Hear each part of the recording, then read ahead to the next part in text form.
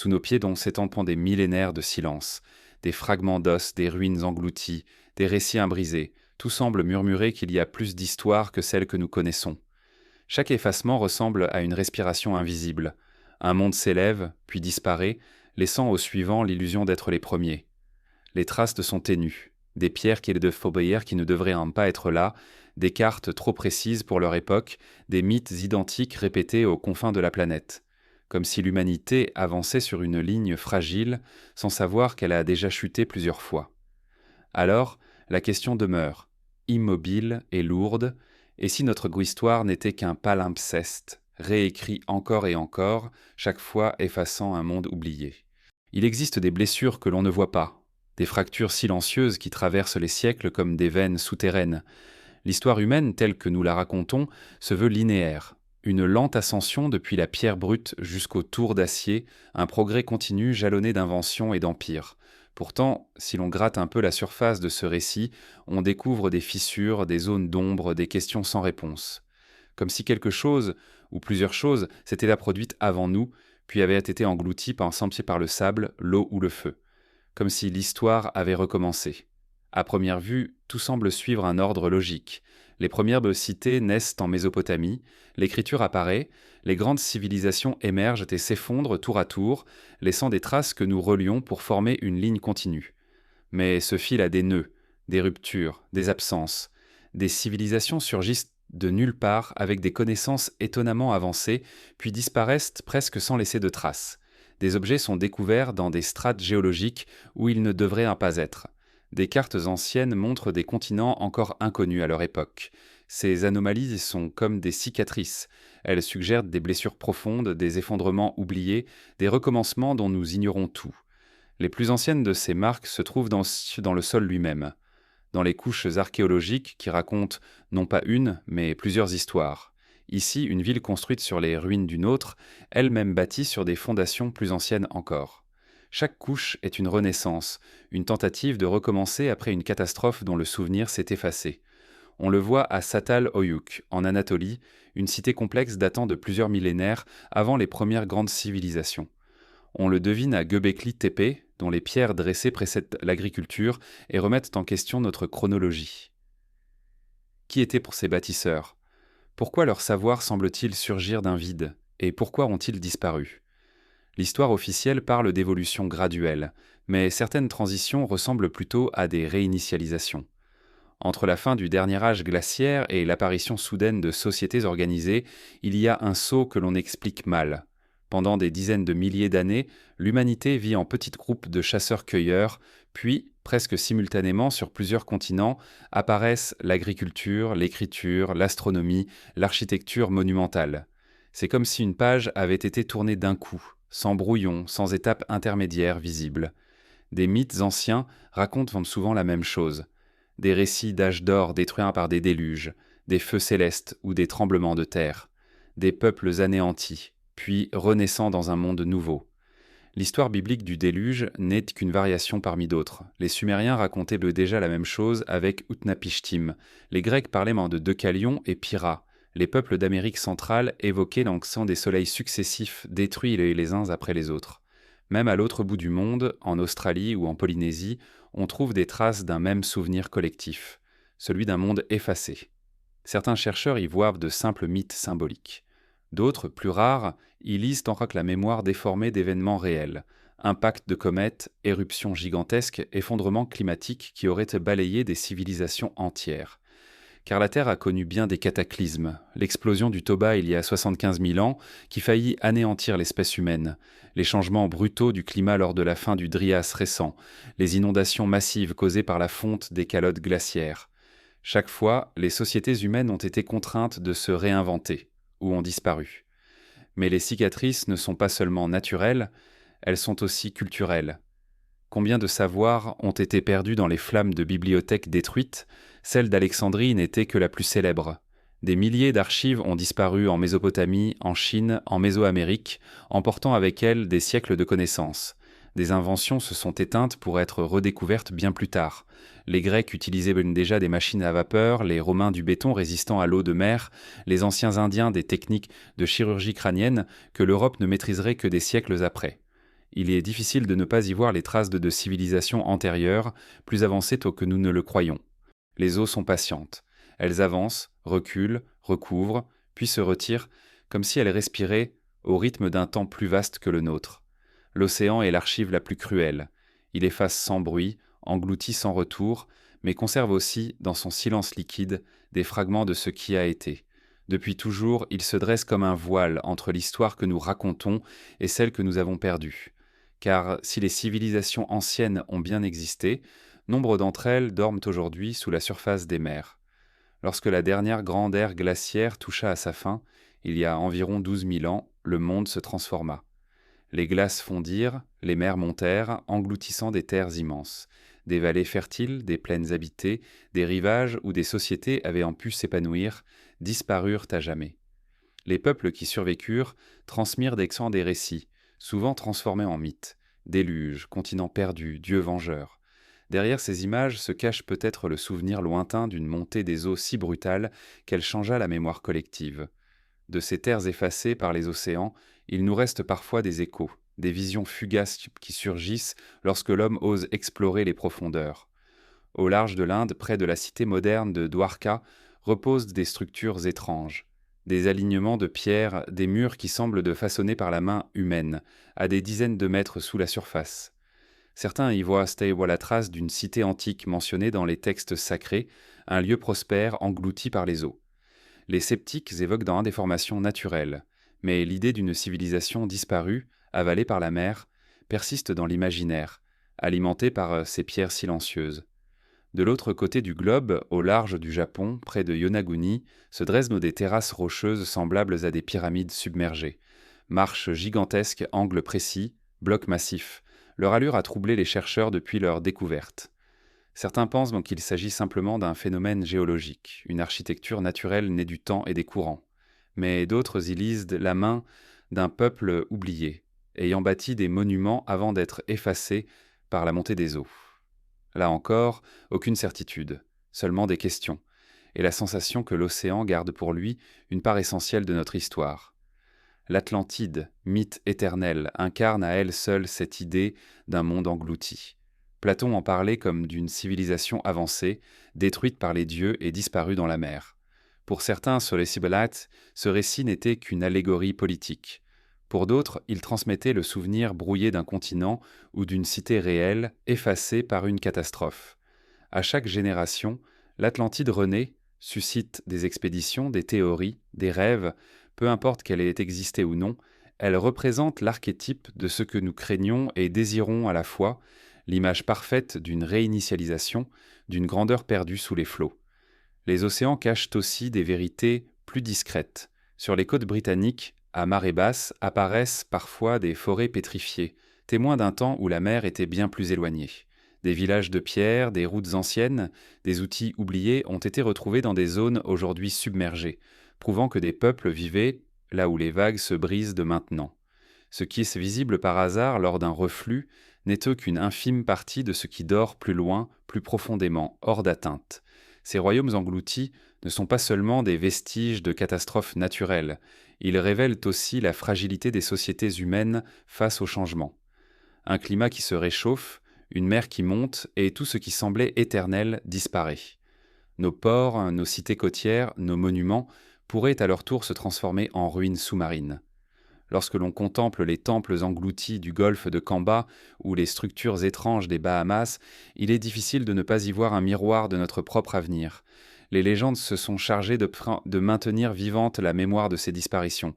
Les Celtes parlaient d'entre de cités noyées dont les cloches résonnaient encore sous les vagues. En Bretagne, on évoque la ville d'Iloïs, engloutie par la mer pour punir l'orgueil de ses habitants. En Irlande, des récits parlent de royaumes insulaires disparaissant soudain dans les flots. Chaque peuple semble avoir gardé la trace d'une perte marine, comme si l'océan avait marqué la mémoire universelle. Dans les traditions orales d'Amérique du Sud, des récits évoquent des terres fertiles englouties, forçant les survivants à s'installer dans des montagnes. Les aborigènes d'Australie transmettent depuis des millénaires des histoires de côtes reculant devant la mer, histoires confirmées aujourd'hui par les études géologiques. Ces mémoires orales prouvent que les océans n'ont cessé de remodeler le monde humain, réécrivant sans cesse le théâtre de l'histoire. Ce qui trouble davantage, ce sont les savoirs étrangement précis que certains peuples conservaient. Non. Des cartes médiévales, comme celle de Piri Reis, semblent représenter des côtes d'une exactitude surprenante, y compris celles recouvertes par la glace depuis des millénaires. Comment expliquer de tels détails si des navigateurs n'avaient pas un jour exploré des rivages aujourd'hui disparus? Ces anomalies cartographiques laissent planer l'idée que des civilisations maritimes, bien avant la nôtre, avaient déjà parcouru et connu un monde que les eaux ont englouti. Lorsque nous pensons à l'océan, nous l'imaginons comme une frontière inexplorée, un lieu encore mystérieux. Mais il est aussi une tombe, un gardien de ce qui fut. Les ruines sous-marines ne sont pas que des curiosités archéologiques, elles témoignent d'une vérité plus vaste. L'histoire n'a pas été une progression calme et continue, mais une succession de pertes et de renaissances. Chaque fois que les eaux avancent, elles effacent une partie du récit. Et chaque fois que nous découvrons un vestige sous-marin, nous entrevoyons un fragment de ce qui a été effacé. Dans ces profondeurs obscures, il y a peut-être des réponses que nous n'avons pas encore le courage de chercher. Des bibliothèques englouties, des cités entières prisonnières du sel et des courants. Mais tant que ces mondes restent sous les vagues, ils alimentent nos questionnements, nos mythes, nos vertiges. Ils rappellent que nous vivons sur une planète mouvante, où rien ne demeure immobile, pas même les continents. Les océans ont déjà effacé des royaumes, et ils continueront. Ils sont à la fois des gardiens et des bourreaux, préservant des secrets tout en condamnant ceux qui les ont laissés derrière eux, eux. Peut-être que la vraie mémoire de l'humanité n'est pas dans les chroniques écrites, ni dans les ruines visibles, mais dans ce vaste cimetière marin qui s'étend sous nos yeux, invisible. Et quand nous quitterons les royaumes engloutis, une autre force du ciel apparaîtra. Car si la mer était capable d'effacer, le feu venu d'en haut peut anéantir d'un seul souffle. Et dans la prochaine étape de ce voyage, il faudra lever les yeux vers la voûte sombre, là où les pierres célestes rappellent que parfois ce n'est pas l'océan qui réinitialise l'histoire, mais le ciel lui-même. Depuis les origines, l'humanité regarde le ciel avec un mélange d'émerveillement et de crainte. Là-haut s'étendent les étoiles immobiles, mais aussi les flammes errantes, les signes imprévisibles, les éclats fulgurants qui parfois s'abattent mis sur la terre et changent tout. Le feu venu d'en haut a marqué notre monde plus d'une fois. Il a façonné les continents, transformé les climats, effacé des espèces entières et, peut-être, réinitialisé des civilisations dont il ne reste aujourd'hui que des échos. Ce feu porte de nombreux visages. Il peut être une pluie d'astéroïdes, une comète venue des profondeurs du système solaire, ou même une explosion dans l'atmosphère qui embrase le ciel. Il arrive sans prévenir, parfois précédé de signes mystérieux, parfois dissimulé dans la routine des nuits. Mais lorsqu'il frappe, il redessine les lignes de l'histoire. Et les peuples, incapables d'expliquer ces événements, les ont gravés dans leurs mythes comme des punitions divines ou des actes de création. Un souvenir collectif se trouve dans les récits du déluge universel. Beaucoup y voient une métaphore des grandes inondations à la fin de l'ère glaciaire, mais d'autres y lisent aussi la trace d'un cataclysme céleste. Des chercheurs avancent l'idée qu'il y a environ 12 800 ans, un impact cosmique aurait bouleversé le climat terrestre. Cette hypothèse, appelée parfois événement du Dryas récent, propose qu'un fragment de comète se soit désintégré au-dessus du continent nord-américain, déclenchant des incendies massifs, un refroidissement brutal et la disparition de nombreuses espèces. Si tel est le cas, les sociétés humaines de l'époque ont dû s'effondrer, disparaissant avant même d'avoir laissé des traces durables. Les civilisations qui suivirent n'ont pas oublié la peur du ciel. Dans la mythologie mésopotamienne, les dieux déclenchent des tempêtes de feu pour punir les hommes. Les textes égyptiens racontent dans des pluies ardentes détruisant des cités entières. Les traditions mésoaméricaines parlent de mondes précédents annihilés par des flammes tombées de la voûte céleste. Même dans les légendes nordiques, la fin des temps se déploie sous forme d'un feu cosmique qui consume tout. Derrière ces récits, il y a peut-être la mémoire de réels impacts, de véritables cataclysmes qui ont laissé des cicatrices dans la psyché humaine. La Terre elle-même porte ses marques. Dans des régions isolées, d'immenses cratères racontent des histoires d'apocalypses oubliées. Le cratère de Chicxulub, au Mexique, témoigne de l'impact qui mit fin au règne des dinosaures il y a 66 millions d'années. Plus récents sont ceux du désert de Ténoumer, en Mauritanie, ou de la toundra sibérienne, vestiges d'événements qui auraient pu anéantir des sociétés humaines naissantes. L'explosion de Tunguska, en 1908, n'a laissé aucun cratère mais a rasé des milliers de kilomètres carrés de forêt. Si un tel événement avait frappé une région habitée dans l'Antiquité, il aurait pu effacer une culture entière sans laisser de traces archéologiques claires. Parfois, le feu céleste ne détruit pas seulement, il transforme. Il provoque des changements climatiques qui redessinent les frontières de l'habitabilité. Une pluie de fragments cosmiques pourrait obscurcir le ciel, abaisser les températures et plonger l'humanité dans une période de chaos. Des sociétés entières, dépendantes de cycles agricoles fragiles, auraient été incapables de survivre à de tels bouleversements. C'est peut-être ce qui explique certaines disparitions soudaines, ces effondrements que les historiens peinent encore à justifier. Même dans les temps plus récents, les traces de catastrophes célestes résonnent dans nos chroniques. Des chroniques chinoises décrivent des étoiles de feu tombant du ciel, provoquant des famines et des exodes. Des écrits arabes racontent des nuits illuminées comme en plein jour par des pluies de feu. En Europe médiévale, des éclats incandescents furent interprétés comme des présages de fin du monde. Chaque fois, la peur s'installe, et avec elle, l'idée que notre monde est plus fragile qu'il n'y paraît. Il est également possible que certaines de ces catastrophes aient été effacées de notre mémoire collective, simplement parce qu'elles ont tout détruit. Une civilisation installée dans une vallée fertile pourrait disparaître en une seule nuit si une explosion atmosphérique y survenait. Ces monuments seraient pulvérisés, ses habitants anéantis, ses savoirs perdus. Des millénaires plus tard, il ne resterait que quelques anomalies dans les couches sédimentaires, quelques traces de carbone ou de métal fondu, indices trop faibles pour raconter l'ampleur du drame. Dans certains cas, l'humanité a peut-être tenté de prévenir ou de se protéger de ces feux célestes. Des structures mystérieuses, orientées vers des points précis du ciel, ont été découvertes dans différentes cultures. Certaines pourraient être de simples observatoires astronomiques. D'autres semblent liées à des cycles cosmiques, comme si nos ancêtres cherchaient à prédire les retours périodiques d'objets dangereux. L'alignement des temples, la disposition des mégalithes, la précision des calendriers anciens pourraient en bien être autant d'efforts pour lire le langage du ciel et anticiper ses colères. Mais le feu tombé du ciel n'a pas seulement façonné la terre, il a aussi influencé la façon dont les civilisations se percevaient, non ? Chaque impact, chaque pluie de lumière, chaque boule de feu fut interprété comme un message. Certains y virent la colère des dieux, d'autres un signe de renouvellement. Dans certaines traditions, les âges du monde se succèdent, séparés par des catastrophes cosmiques. Ces cycles présents dans des cultures séparées par des océans pourraient être plus que de simples mythes. Ils seraient le reflet de réalités vécues, répétées, mémorisées à travers les siècles.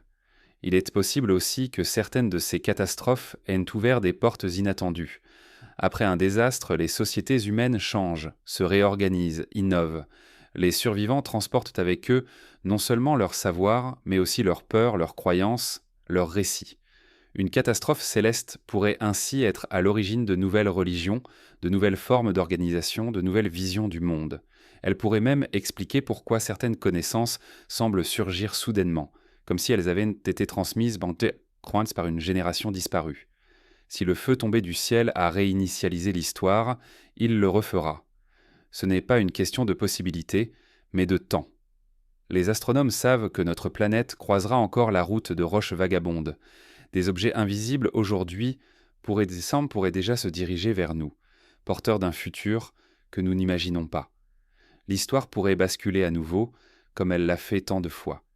Et les générations futures, s'il en reste, se demanderont peut-être pourquoi elles sont seules, pourquoi tout semble commencer à zéro. Il y a dans cette idée une leçon silencieuse. Notre mémoire est courte, notre horizon limité. Nous nous croyons maîtres de notre destin, mais nous ne sommes qu'une espèce fragile sur une planète vulnérable, exposée à des forces qui nous dépassent. Les civilisations anciennes ont appris cette leçon dans la douleur. Elles ont vu le ciel s'embraser, elles ont entendu le rugissement de l'air brûlant, elles ont senti la terre trembler sous la chute des pierres ardentes, puis elles ont disparu. Le feu venu du ciel est une main qui efface, mais aussi une main qui sculpte. Il détruit, mais il prépare aussi le terrain pour ce qui vient après. L'histoire n'est peut-être qu'une succession de ces coups de plume célestes, écrivant et réécrivant le récit humain. Et nous, aujourd'hui, ne sommes peut-être qu'un chapitre de plus dans ce livre sans fin. Dans les profondeurs du temps, il est difficile de distinguer ce qui a été anéanti par la mer ou par le ciel, mais il existe une autre forme d'effacement, plus subtile encore, celle du savoir lui-même, car même lorsque les civilisations survivent aux catastrophes naturelles, elles peuvent être détruites par un oubli volontaire. Dans la prochaine étape de ce voyage, nous irons là où les flammes n'ont pas frappé et où les vagues ne sont pas montées, mais où des mains humaines ont effacé l'histoire en brûlant les bibliothèques du monde. Parfois, l'histoire ne s'efface pas sous la fureur d'une vague ou dans l'éclat d'un ciel en feu. Parfois, elle disparaît dans un silence presque volontaire, consumé par les flammes que l'homme lui-même allume. Car toutes les réinitialisations ne viennent pas de la nature. Certaines ne naissent de la peur, de l'orgueil ou de la soif de pouvoir. Elles prennent la forme d'incendies, dans la nuit, de manuscrits réduits en cendres, de savoirs volontairement effacés. Dans ces moments, l'humanité ne perd pas seulement ce qu'elle a abattu. Elle perd sa mémoire. Chaque civilisation s'est racontée à travers ses mots, ses tablettes, ses rouleaux, ses codex. C'est dans les bibliothèques que l'humanité a déposé son âme, ses découvertes, ses réflexions, ses rêves et ses doutes. Mais ces temples du savoir sont aussi parmi les plus fragiles. Une torche suffit à effacer des siècles d'efforts. Et lorsque la mémoire disparaît, les générations suivantes doivent tout recommencer, ignorant que d'autres avaient déjà parcouru le même chemin. L'exemple le plus célèbre demeure celui de la bibliothèque d'Alexandrie. Fondée dans l'Égypte antique, elle abritait des centaines de milliers de rouleaux, rassemblant les connaissances de l'ensemble du monde connu. Astronomie, mathématiques, médecine, philosophie, cartographie, toutes les disciplines y étaient représentées. Des savants venaient là de loin pour y étudier, pour y déposer leurs œuvres. Et pourtant, cette lumière fut éteinte. Plusieurs fois, la bibliothèque fut incendiée. Lors de la guerre civile sous César, sous l'occupation romaine, puis encore au fil des siècles.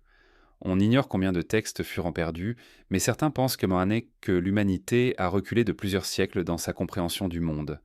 Alexandrie n'est pas un cas isolé. Dans l'Empire assyrien, la bibliothèque de Ninive contenait des milliers de tablettes d'argile, certaines relatant des épopées plus anciennes que l'Iliade. Beaucoup furent détruites lors de l'effondrement de l'Empire. En Chine, sous le règne de Qin Shi Huangdi, des milliers de livres furent brûlés pour effacer les traces des philosophies rivales.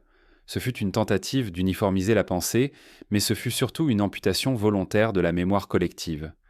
Dans les Amériques, après l'arrivée des conquistadors, des centaines de codex mayas furent brûlés, jugés païens.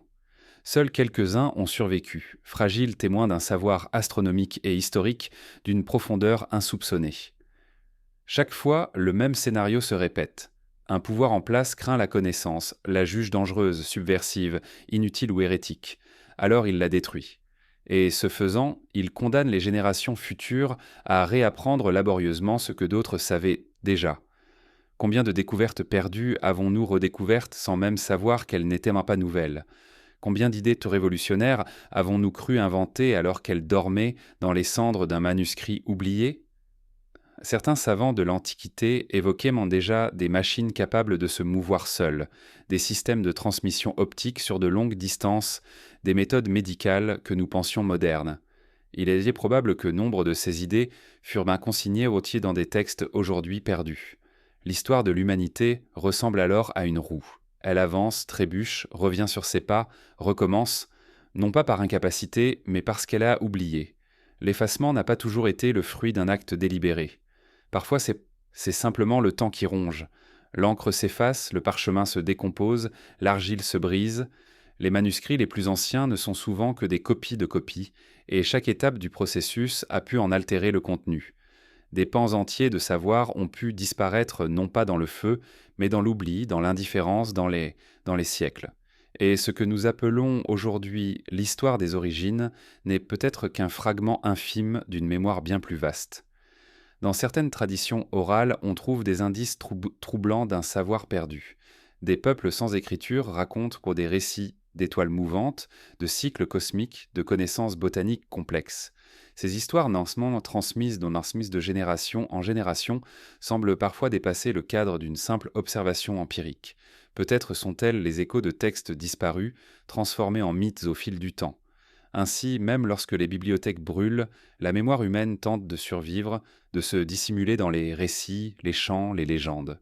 L'effacement volontaire a aussi une autre conséquence. Il modifie la perception que nous avons de l'histoire. Lorsque les textes d'une civilisation sont détruits, ce sont ces voix qui se taisent. Ce que nous savons de certaines sociétés antiques ne provient pas d'elles-mêmes, mais de leurs ennemis, de leurs conquérants, de leurs critiques. Ce biais déforme notre compréhension du passé. Il est possible que des civilisations que nous jugeons primitives aient été bien plus avancées, que des idées que nous croyons universelles aient été contestées, que des visions du monde radicalement différentes aient existé. Mais nous ne les connaîtrons jamais, car leurs bibliothèques sont parties en fumée. Cette amnésie forcée nous rappelle à quel point la connaissance est vulnérable. Elle dépend de supports fragiles, de volontés humaines souvent instables. Elle peut être effacée pour des raisons politiques, religieuses ou idéologiques. Et lorsque cela se produit, l'histoire se réinitialise d'elle-même. Une ère d'ignorance succède à une ère de lumière. Des siècles sont nécessaires pour regagner ce qui avait été perdu. Peut-être est-ce là l'un des plus grands paradoxes de l'humanité. Nous avons la capacité d'accumuler des savoirs infinis, mais aussi celle de les détruire presque instantanément. Chaque bibliothèque brûlée est un univers effacé, chaque manuscrit perdu une fenêtre qui se referme sur un monde disparu. Pourtant, l'idée même d'une mémoire effacée porte en elle une étrange beauté. Elle nous rappelle que l'histoire n'est de jamais figée, qu'elle est faite de strates, de réécriture, de renaissance. Elle nous enseigne aussi l'humilité. Nous ne savons peut-être qu'une infime partie de ce qui fut connu. Nos certitudes pourraient tant n'être que des fragments d'un savoir plus vaste, oublié depuis longtemps. Cette prise de conscience nous invite à regarder différemment les traces qui subsistent, les textes anciens, les inscriptions gravées. Les mythes transmis oralement ne sont pas seulement des vestiges, ce sont des messages rescapés d'un immense naufrage intellectuel.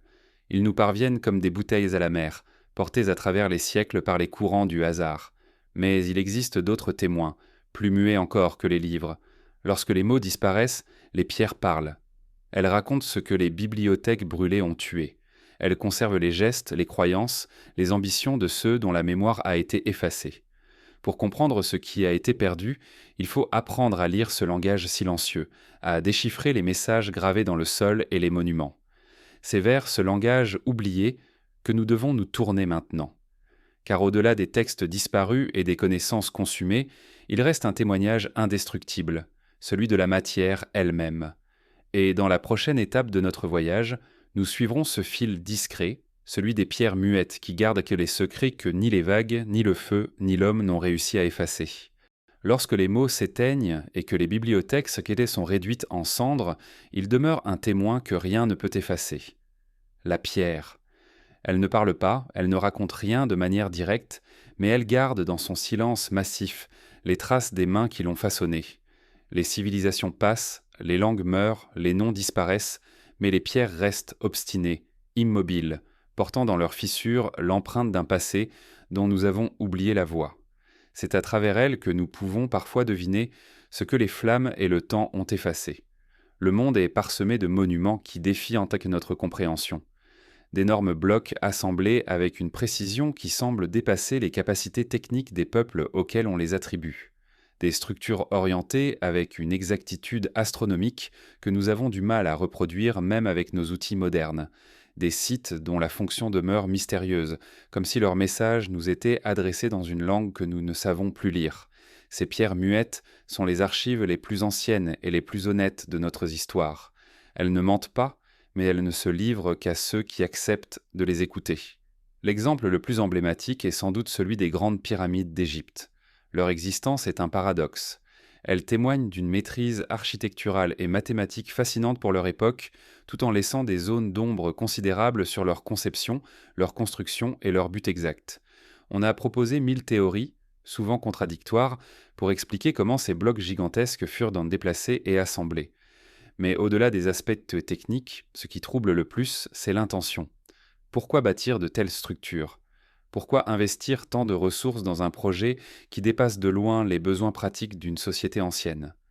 Peut-être parce que ces monuments n'étaient pas seulement des tombeaux ou des temples, mais des messages, des repères pour l'avenir, des témoins destinés à survivre à toute réinitialisation. À des milliers de kilomètres de là, les mégalithes de Stonehenge dressent leur silhouette contre le ciel anglais. Disposés avec une précision telle qu'ils marquent les solstices et les équinoxes, ils témoignent d'une compréhension fine des cycles célestes. Pourtant, ils furent érigés par des peuples sans écriture, dont les noms se sont perdus. Leur motivation exacte demeure floue. Observatoire astronomique, temple rituel, calendrier agricole, peut-être un peu de tout cela. Peut-être aussi quelque chose de plus profond, un effort pour inscrire dans la pierre un savoir que les mots ne pouvaient transmettre. Le même mystère se répète ailleurs. Au Pérou, les lignes de Nazca dessinent d'immenses figures visibles seulement depuis le ciel, comme si elles avaient été créées pour un regard qui ne viendrait pas d'ici. À Sacsayhuaman, d'énormes blocs de pierre, certains pesant des centaines de tonnes, sont ajustés avec une précision telle qu'aucune lame de couteau ne peut s'y glisser. À Baalbek, au Liban, des pierres colossales, plus grandes que celles de n'importe quelle construction moderne, reposent dans les fondations d'un temple dont l'origine exacte est encore débattue. Dans chaque cas, la même impression persiste. Un savoir ancien, oublié, exprimé à travers des œuvres dont nous comprenons à peine la signification. Certains chercheurs suggèrent que ces monuments sont les vestiges de civilisations antérieures, dont le souvenir s'est effacé dans les catastrophes et les renaissances. D'autres pensent qu'ils témoignent simplement de l'ingéniosité humaine, capable d'exploiter au maximum les outils et les connaissances disponibles. Non, quoi qu'il en soit, ces pierres posées ensemble ici posant une question fondamentale. Pourquoi des peuples si éloignés dans l'espace et le temps ont-ils ressenti le besoin de construire des structures destinées à défier les siècles? Peut-être savaient-ils que l'histoire s'efface. Peut-être voulaient-ils laisser une trace qui survivrait au déluge, aux incendies, aux oublis. Il y a dans cette volonté une sorte de lucidité tragique. Les bâtisseurs de Göbekli Tepe, bien avant l'invention de l'agriculture, ont érigé d'immenses piliers décorés de symboles dont le sens nous échappe.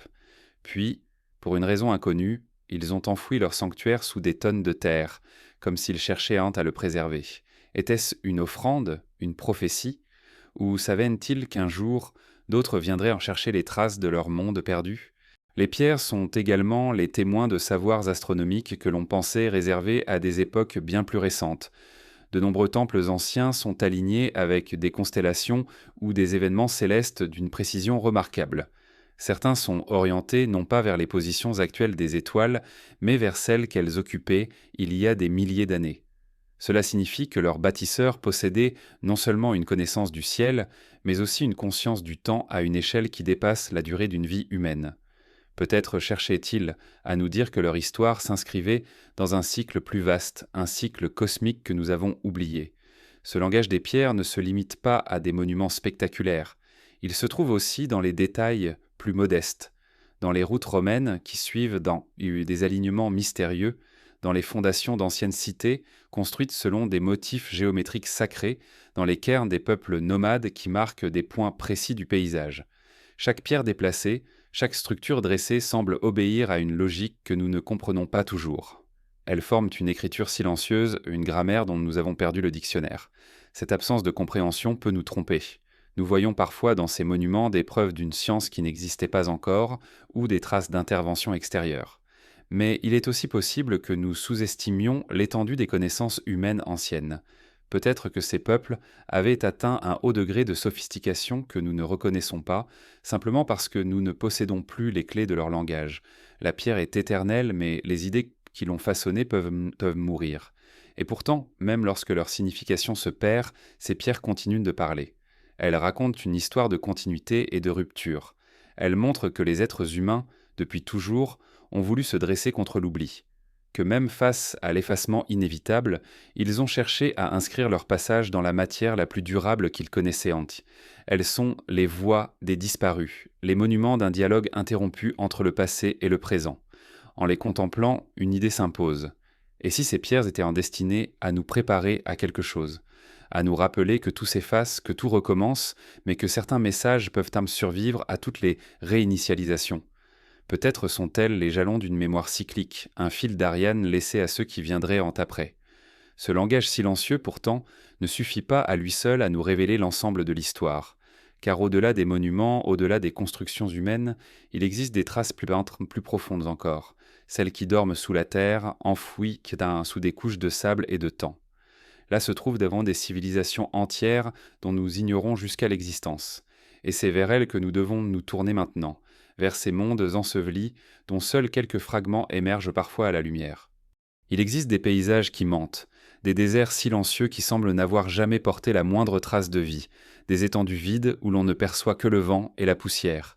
Et pourtant, sous cette surface stérile, dorment parfois des mondes entiers. Les sables ne sont pas seulement le signe de l'absence, aux Orsouilles, Ils sont aussi le linceul de ce qui fut. Dans leur mouvement lent et continu, ils recouvrent, préservent, dissimulent. Ils effacent les routes, ensevelissent les villes, masquent les souvenirs. Sous leurs vagues immobiles reposent des civilisations oubliées, englouties là non pas par les eaux ou le feu, mais par le temps lui-même. Le désert du Sahara en est l'un des exemples les plus fascinants. Aujourd'hui, il s'étend sur des millions de kilomètres carrés, royaume aride où la vie peine à s'accrocher. Mais il n'en a pas toujours été ainsi. Des recherches géologiques et paléoclimatiques montrent qu'il fut autrefois un lieu fertile, traversé de rivières couverts de prairies et d'arbres. Des lacs immenses ont scintillé là où ne s'étendent tant plus, aujourd'hui que des dunes brûlantes. Et dans ce Sahara verdoyant vivaient des peuples. Ils chassaient, construisaient, sculptaient des pierres. Leurs gravures rupestres montrent des animaux désormais disparus de la région, girafes, éléphants, hippopotames. Elles témoignent d'un monde qui n'a rien à voir avec celui que nous connaissons. Si ce monde a disparu, ce n'est pas parce qu'il a été détruit d'un coup, mais parce que le climat a changé lentement, inexorablement. La pluie s'est faite rare, les rivières se sont asséchées, les forêts ont reculé. La terre nourricière s'est transformée en désert. Les peuples ont fui ou péri, et leurs cités ont été avalées par le sable. Peut-être certaines d'entre elles dorment-elles encore, intactes, sous des mètres de dunes, attendant que le vent les dévoile à nouveau. Des découvertes récentes appuient cette idée. Des images satellites ont révélé les traces de structures géométriques sous le Sahara, alignées comme des rues, suggérant l'existence d'anciennes colonies humaines. Dans certaines zones, des blocs taillés affleurent à la surface, trop réguliers pour être le fruit du hasard. Ce sont peut-être les restes d'une ville oubliée ou d'un réseau commercial reliant des peuples dont nous ignorons tout. Il est même possible que ces sociétés aient un été plus avancé que nous ne le pensons, capables d'adaptation et d'ingénierie dans des environnements en mutation. Le Sahara n'est pas un cas isolé. Dans le désert d'Arabie, des archéologues ont mis au jour les vestiges d'anciennes routes caravanières, de villes prospères qui commerçaient avec le monde méditerranéen et l'Inde. Certaines d'entre elles sont mentionnées dans les textes anciens, comme la légendaire Oubar, appelée Tantanatsu, l'Atlantide des sables, par les explorateurs. Pendant des siècles, elle fut considérée comme un mythe. Puis, au tournant du XXe siècle, des images satellites révélèrent un réseau de pistes convergeant vers un point précis au cœur du désert. En fouillant, on découvrit les ruines d'une cité florissante, enfouie sous les dunes depuis des millénaires. Le désert de Taklamakan, en Chine, recèle lui aussi ses secrets. Là, dans ce qui semble être un océan de sable sans fin, on a découvert les vestiges de villes qui faisaient partie de la mythique route de la soie. Leurs maisons, leurs temples, leurs objets du quotidien ont été figés par la sécheresse. Elles témoignent d'un commerce florissant, de cultures mêlées, d'échanges d'idées et de technologies. Aujourd'hui, elles sont silencieuses, effacées du paysage. Sans les fouilles archéologiques, personne ne soupçonnerait leur existence. Sous les sables d'Asie centrale dorment également les traces d'empires disparus. Des villes entières construites en briques crues se sont désintégrées sous l'effet du vent, devenant indiscernables du désert environnant. Des forteresses qui dominaient autrefois les steppes ne sont plus que des collines arrondies. Le temps, en recouvrant ces structures, les a rendues invisibles. Pourtant, elles sont bien là, cachées sous nos pieds. Le sable est un gardien paradoxal. Il détruit par l'oubli, mais il préserve aussi. Il protège ce qu'il recouvre des pillages, de l'érosion, parfois même de l'eau et de l'air. Grâce à cela, certaines découvertes archéologiques ont livré des vestiges remarquablement intacts. Poteries encore ornées, textiles colorés, manuscrits lisibles. Dans certains cas, les corps des habitants eux-mêmes ont été momifiés naturellement, conservant jusqu'à leurs vêtements et leurs traits. C'est comme si le désert avait figé le temps, offrant une capsule du passé prête à être ouverte. Ces civilisations enfouies racontent bel une histoire différente de celle que nous lisons dans les manuels. Elles montrent que la prospérité n'est jamais en garantie, que même les sociétés les plus ingénieuses peuvent simplement disparaître lorsque l'environnement se transforme. Elles montrent aussi que ce que nous croyons connaître du passé n'était qu'une petite partie de l'ensemble. Si tant de villes sont encore enfouies sous le sable, combien de royaumes n'avons-nous même pas encore soupçonnés ? Combien d'inventions, de philosophies, de récits attendent encore sous nos pieds ? Ce constat nous pousse à repenser notre vision de l'histoire. Nous imaginons souvent les civilisations comme des flèches, elles naissent, grandissent, déclinent. Mais peut-être sont-elles plus semblables à des vagues qui se forment, s'étendent, se retirent, parfois pour revenir sous une autre forme. Les sociétés qui ont prospéré sous les sables ne sont pas mortes dans un instant d'apocalypse. Elles se sont transformées, déplacées, parfois fondues dans d'autres cultures. Leur disparition n'est pas une fin, mais une métamorphose. Il est possible que certaines d'entre elles aient laissé des héritages invisibles, des techniques de construction transmises oralement, des récits devenus mythes, des symboles intégrés dans les cultures suivantes. Ce que nous prenons pour des inventions isolées pourrait bien être l'écho lointain d'un savoir plus ancien, préservé en fragments à travers les siècles. La perspective de civilisation enfouie soulève aussi une question vertigineuse. Et si certaines d'entre elles avaient atteint un niveau de développement que nous ne soupçonnons pas? Peut-être maîtrisaient-elles des connaissances que nous avons perdues. Peut-être avaient-elles découvert des manières d'exploiter leur environnement que nous ne comprenons plus. Si tel est le cas, elles ne sont pas seulement des témoins du passé, mais aussi des leçons pour l'avenir. Le désert, dans son silence absolu, est un livre fermé. Ses pages sont encore scellées sous des mètres de sable. Chaque fouille, chaque découverte n'en tourne qu'une seule. Mais déjà, ces fragments réécrivent notre compréhension du passé. Ils montrent que l'histoire ne s'est pas déroulée dans les seules vallées fertiles ou les grandes plaines fluviales.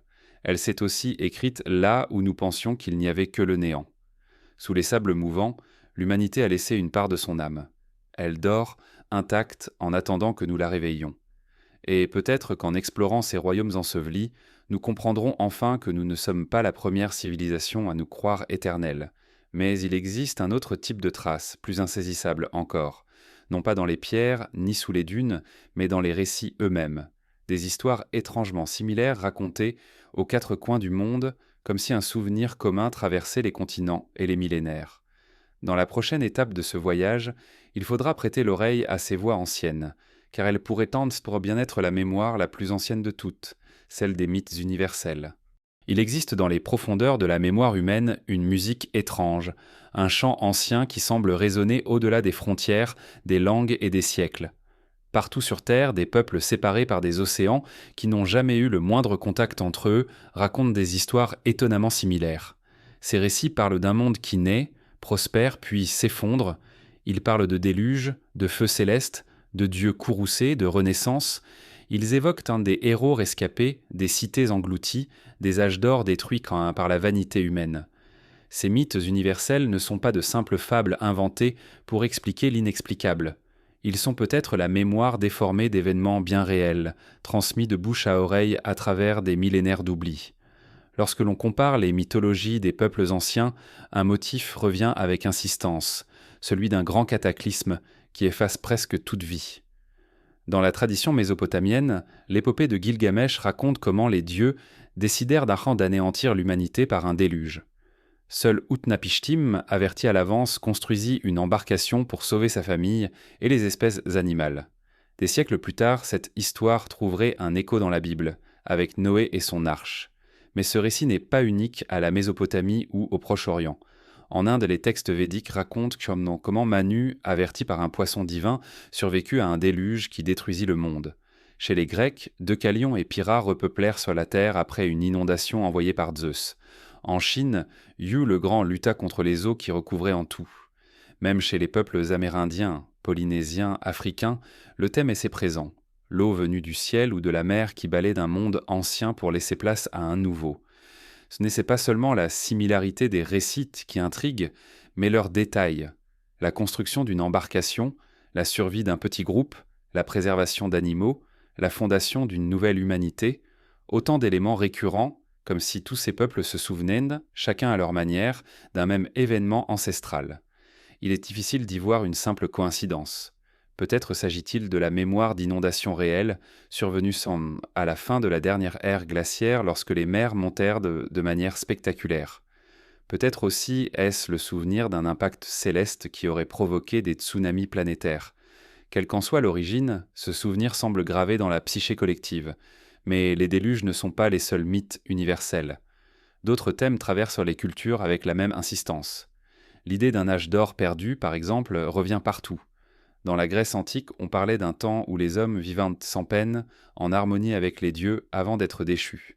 En Inde, les textes hindous décrivent un cycle d'âges, du Satya Yuga, âge de vérité et de perfection, au Kali Yuga, notre époque de chaos et de déclin. Les traditions mésoaméricaines racontent que plusieurs soleils se sont succédés, chacun représentant une humanité détruite et remplacée. Chez les peuples nordiques, le monde a connu des âges de prospérité avant de sombrer dans le Ragnarok, une apocalypse suivie d'une renaissance. Ce motif d'un cycle d'âges, chacun culminant par une destruction, suggère une vision de l'histoire bien différente de la nôtre. Là où nous voyons une ligne ascendante, eux voyant un cercle. La destruction n'était pas une fin, mais une étape nécessaire à la régénération. Et si ces cycles reflétaient non seulement une philosophie, mais aussi une réalité vécue? Peut-être ces civilisations avaient-elles conscience que l'humanité avait déjà chuté plusieurs fois avant de renaître. Peut-être voyaient-elles dans les catastrophes naturelles, les effondrements climatiques ou les guerres de grande ampleur la confirmation de ce souvenir collectif. Un autre thème universel est celui de la connaissance cachée ou transmise par des êtres venus d'ailleurs. Presque toutes les civilisations ont des récits de dieux, d'anges, d'êtres lumineux ou de visiteurs étranges qui enseignent à l'humanité les arts, l'agriculture, l'écriture ou les lois. En Égypte, Thoth apporte le langage et les sciences. En Mésopotamie, Enki révèle les secrets de l'irrigation. Chez les Dogons d'Afrique, les Nomos descendent des étoiles pour partager leur savoir. En Amérique du Sud, Quetzalcoatl et Viracocha sont décrits comme des êtres venus de loin, porteurs de lumière et de civilisation. Ces récits pourraient n'être que des métaphores pour désigner des réformateurs ou des rois éclairés. Mais certains détails troublants, comme des descriptions précises des astres, de leurs mouvements ou de phénomènes cosmiques, laissent qu'on penser qu'ils reposent sur une tradition plus ancienne encore, peut-être héritée d'un peuple disparu. Si l'histoire s'est réinitialisée plusieurs fois, il était possible que certaines connaissances aient survécu sous forme de mythes, transmises par des survivants et réinterprétées comme des dons divins. L'un des aspects les plus fascinants de ces récits est leur cohérence malgré les distances. Comment expliquer que des peuples séparés par des milliers de kilomètres partagent des motifs aussi similaires? Certains avancent l'idée d'une mémoire collective, un inconscient commun.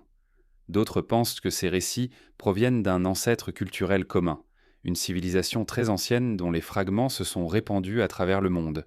Il est aussi possible que les grandes catastrophes naturelles communes à toute l'humanité aient laissé des empreintes semblables dans toutes les traditions. Mais aucune de ces hypothèses n'explique entièrement l'étrange précision de certaines correspondances. Même les symboles se répètent.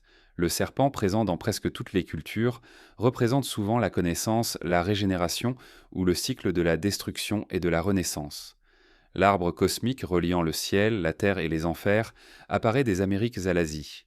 Le déluge, le feu, la montagne sacrée, l'humanité créée à partir de la terre ou façonnée par des êtres supérieurs. Ces motifs universels semblent raconter une même histoire, mais dans des langues différentes.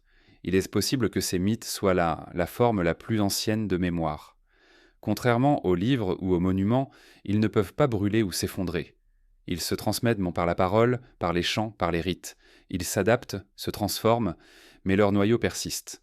Dans un monde où l'histoire a été effacée à plusieurs reprises, ils pourraient d'un bien être les seuls témoins à avoir survécu.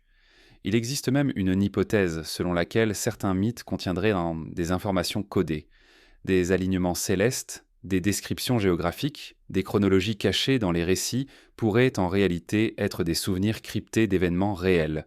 Si cela est vrai, les mythes ne sont pas de simples histoires. Ils sont des messages, des avertissements laissés par ceux qui ont vécu les réinitialisations précédentes. Les mythes universels ont aussi un pouvoir particulier. Ils relient l'humanité dans sa totalité. Ils rappellent que, malgré nos différences, nous partageons les mêmes peurs, les mêmes espoirs, les mêmes souvenirs.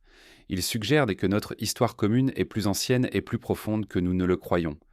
Et si, dans ces récits anciens, se trouvait la clé pour comprendre notre propre avenir, s'ils sont vraiment les échos d'un passé oublié, alors ils pourraient nous enseigner comment les civilisations se perdent et comment elles renaissent. Ils pourraient peut-être nous avertir des erreurs à ne pas répéter. Mais pour entendre pleinement ce que ces mythes essaient de nous dire, il faut aller plus loin encore. Car au-delà des récits transmis par les générations se cache une vérité plus vaste, celle de l'histoire cyclique de l'humanité, faite de destruction et de renaissance. Dans la prochaine étape de notre voyage, nous suivrons ce fil invisible, celui qui relie les grandes réinitialisations passées aux renaissances qui ont suivi. Car chaque fin est aussi un commencement. Si l'on écoute attentivement le murmure de l'histoire, on entend un rythme. Ce n'est pas celui d'une marche linéaire, comme on nous l'enseigne souvent, mais celui d'un souffle qui s'étend et se rétracte, d'un battement qui naît, s'interrompt, puis recommence. L'humanité n'avance pas en ligne droite, elle trébuche, s'effondre, se relève. Elle oublie, puis réapprend. Elle disparaît presque, puis renaît sous une autre forme. Ce cycle de destruction et de renaissance n'est pas un accident. Il semble être inscrit dans la trame même de notre existence collective. Chaque effondrement porte en lui les germes d'un nouveau départ. Lorsque les cités s'écroulent, lorsque les bibliothèques brûlent, lorsque les mers montent ou que les cieux s'embrasent, tout ne s'achève pas. Dans les ruines, quelque chose persiste. Une idée, une habitude, une graine minuscule de mémoire. Et cette graine finit toujours par germer. La civilisation renaît, différente, transformée, parfois plus fragile, parfois plus forte. L'histoire de Sumer, l'une des premières civilisations connues, illustre ce cycle. Ces cités-États d'eau florissantes dominaient les plaines mésopotamiennes, développant l'écriture, l'irrigation, l'astronomie. Mais elles s'effondrèrent sous le poids de guerres internes, de pressions environnementales, de changements climatiques. Pourtant, de leurs cendres naquirent Babylone et Assur, héritant des savoirs sumériens, les transformant, les perfectionnant. De la chute surgit une nouvelle forme d'ordre, plus vaste, plus complexe. Ce schéma se répète partout. L'Égypte ancienne connut des périodes d'unité glorieuse, suivies de siècles d'anarchie. Chaque fois, le pays se fragmentait, perdait ses repères, voyait ses monuments pillés et ses dieux oubliés. Mais chaque fois, il renaissait, réinventant ses institutions, ses croyances, ses architectures. La Chine traversa des cycles d'unification et d'effondrement si nombreux qu'ils semblent constituer la pulsation même de son histoire. L'Europe, après la chute de Rome, plongea dans ce que l'on appelle les âges sombres. Mais de ce vide naquit un monde nouveau, celui des royaumes médiévaux, des universités, de la science moderne. Ce qui est frappant, c'est la rapidité avec laquelle ces renaissances peuvent se produire. Après un effondrement, on pourrait s'attendre à des siècles d'oubli. Pourtant, souvent, la connaissance revient presque aussitôt. Les Byzantins ont conservé et transmis une grande partie du savoir antique après la chute de Rome. Les savants arabes ont traduit, enrichi et diffusé les œuvres grecques, les fusionnant avec leurs propres découvertes. L'Europe redécouvrit ensuite ce savoir pendant la Renaissance, mot qui, en lui-même, signifie « renaissance ». L'histoire est un tissage d'oubli et de redécouvertes. Mais il existe aussi des renaissances plus mystérieuses, celles dont nous ignorons l'origine. Des inventions apparaissent soudainement, sans antécédents apparents. Des connaissances tantôt semblent surgir de nulle part. L'exemple de Göbekli Tepe en est un symbole. Des chasseurs-cueilleurs que sans agriculture ni ville, construisent dans ces d'immenses temples alignés avec les étoiles. D'où leur vient cette maîtrise ? Ont-ils hérité de savoirs plus anciens, transmis par des survivants d'un monde disparu ? Ou bien la mémoire humaine conserve-t-elle inconsciemment des traces d'expériences passées, prêtes à ressurgir quand les conditions s'y prêtent ?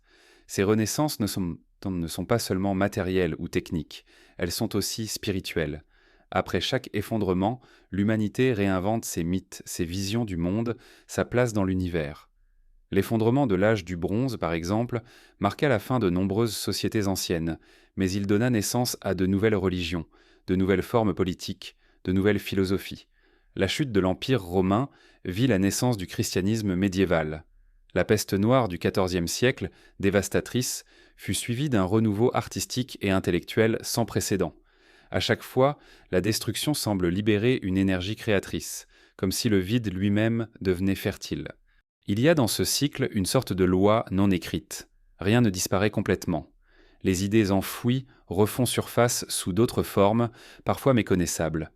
L'écriture cunéiforme se perd, mais l'écriture elle-même demeure. Les observatoires mésopotamiens tombant en ruine, mais l'astronomie prospère ailleurs. Même les religions anciennes laissent des traces dans les rituels modernes, les mythes se réinventent, les symboles changent de nom. Ce que nous croyons nouveau est souvent une réminiscence de ce qui fut. On peut voir ce phénomène comme une forme de mémoire de l'espèce, comme si l'humanité, même amnésique, conservait dans ses profondeurs collectives les empreintes des civilisations précédentes. Celles-ci réapparaissent lorsque le contexte l'exige, comme si elles attendaient dans leur heure pour revenir à la surface. Ainsi, les philosophies de la Grèce antique réapparaissent à la Renaissance. Les principes de l'architecture romaine se retrouvent dans les dans les bâtiments modernes. Les techniques agricoles anciennes sont redécouvertes et adaptées à de nouveaux environnements. Mais cette dynamique de destruction et de renaissance soulève aussi une question dérangeante. Et si ces cycles n'étaient pas seulement historiques, mais naturels? Peut-être l'humanité est-elle condamnée à se réinitialiser encore et encore, non par faiblesse, mais parce que telle est sa condition. Peut-être que chaque civilisation porte en elle les germes de sa propre fin et que cette fin est nécessaire à la suivante. Dans cette perspective, les catastrophes ne sont plus seulement des tragédies, elles deviennent des processus de transformation. Cela expliquerait pourquoi, malgré les progrès techniques et scientifiques, nous répétons souvent les mêmes erreurs. Pourquoi les empires tombent comptés pour des raisons similaires, pourquoi les crises se succèdent, pourquoi les utopies deviennent deviennent des tyrannies. Chaque cycle est une tentative d'apprentissage. Chaque renaissance porte en elle l'espoir d'éviter les erreurs du passé, tout en commettant de nouvelles. C'est peut-être cela la véritable nature du progrès. Non pas une ligne ascendante, mais une spirale qui monte en revenant sur elle-même. Il est possible que même notre époque ne fasse pas exception. Nous nous croyons uniques, à l'abri des effondrements qui ont frappé nos ancêtres. Nous avons conquis l'espace, décodé le génome, relié la planète entière par des réseaux d'information. Pourtant, les signes d'instabilité sont là: dérèglements climatiques, tensions géopolitiques, crises économiques, effritement des ressources. Nous ne sommes peut-être pas à la fin de l'histoire, mais simplement à la fin d'un cycle. Et ce qui viendra après nous pourrait être très différent, né de nos ruines, comme nous sommes nés de celles de ceux qui nous ont précédés. Ce regard cyclique sur l'histoire n'est ni pessimiste ni fataliste. Il nous rappelle que chaque chute contient en elle une possibilité, que même dans les moments les plus sombres, l'humanité trouve un chemin pour recommencer, et que chaque renaissance n'est pas un simple retour au passé, mais une transformation, un passage vers un nouveau stade de compréhension. Dans ce ballet de destruction et de renaissance, un élément a souvent joué un rôle crucial: les astres, car parfois les cycles humains ne sont pas dictés par nos erreurs ou nos choix, mais par les rythmes du ciel lui-même. Dans la prochaine étape de ce voyage, nous lèverons les yeux vers les constellations et les calendriers anciens, là où les civilisations ont appris à lire leur destin dans le mouvement des étoiles. Depuis les premières nuits où l'humanité a levé les yeux vers la voûte céleste, les étoiles ont été bien plus que de simples points lumineux. Elles furent des repères, des guides, des calendriers et parfois même des juges. Dans l'immensité du ciel nocturne, les peuples anciens lisaient leur passé, leur présent et leur avenir. Ils y voyèrent les signes des saisons, les avertissements des catastrophes, les cycles de vie et de mort. Bien avant que les livres ne soient écrits, les constellations furent le premier texte de l'humanité, une écriture cosmique dictant les rythmes de l'existence. La relation entre l'homme et le ciel n'a jamais été purement contemplative. Elle était vitale. Sans instruments sophistiqués, les anciens observateurs savaient que le retour d'une étoile à un point précis de l'horizon annonçait la crue d'un fleuve, l'arrivée des pluies ou la saison des semailles. Chez les Égyptiens, le lever héliaque de Sirius, l'étoile la plus brillante du ciel, signalait la montée annuelle du Nil, événement crucial pour l'agriculture et la survie. En Mésopotamie, les prêtres astronomes surveillaient les mouvements planétaires pour planifier les récoltes et les fêtes religieuses.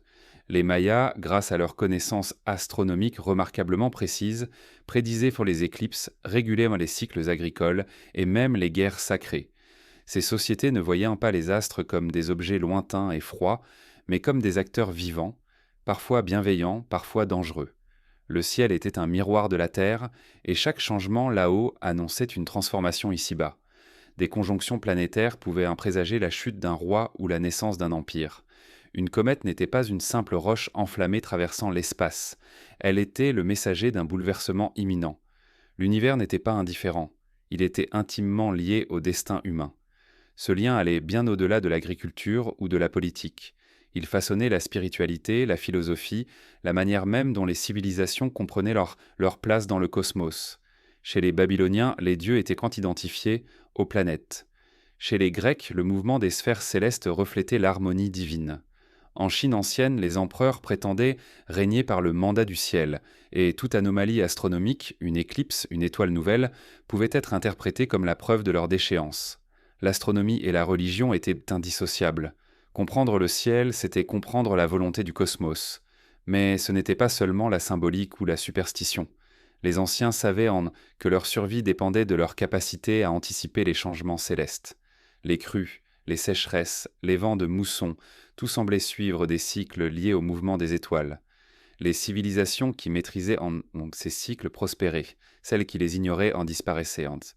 Dans ce contexte, l'astronomie n'était pas un luxe intellectuel, mais une question de vie ou de mort. Certains sites anciens témoignent de l'importance absolue de cette connaissance. Stonehenge, au-delà de son rôle rituel, servait probablement d'observatoire solaire et lunaire, permettant de prédire les solstices et les éclipses. À Chichén Itzá, le temple de Kukulkan est construit de façon à ce que, lors des équinoxes, l'ombre d'un serpent ondule sur ses marches, symbolisant le lien entre ciel et terre. À Nabta Playa, en plein désert du Sahara, un cercle de pierres alignées sur les étoiles témoigne d'un savoir astronomique datant de plusieurs millénaires avant l'écriture. Ces monuments étaient autant d'outils scientifiques que de temples spirituels. Pour certaines civilisations, les étoiles n'étaient là pas seulement des repères temporels, elles étaient un tas des avertissements. Les Mayas pensaient que les cycles cosmiques influençaient directement le destin des sociétés humaines. Ils croyaient que le monde avait déjà connu plusieurs fins, chacune marquée par une configuration particulière des planètes. Dans la tradition hindoue, les yugas, les âges du monde, sont également liés à des cycles cosmiques. Même chez les Grecs, à Toxonaites, la notion de la grande année reflétait l'idée que les civilisations s'élèvent et s'effondrent selon les rythmes célestes. Cette obsession des cycles célestes suggère que les peuples anciens savaient, ou croyaient de savoir, que leur histoire n'était pas indépendante de l'univers. Ils percevaient un lien profond entre les catastrophes terrestres et les mouvements cosmiques. Peut-être avaient-ils observé des corrélations réelles.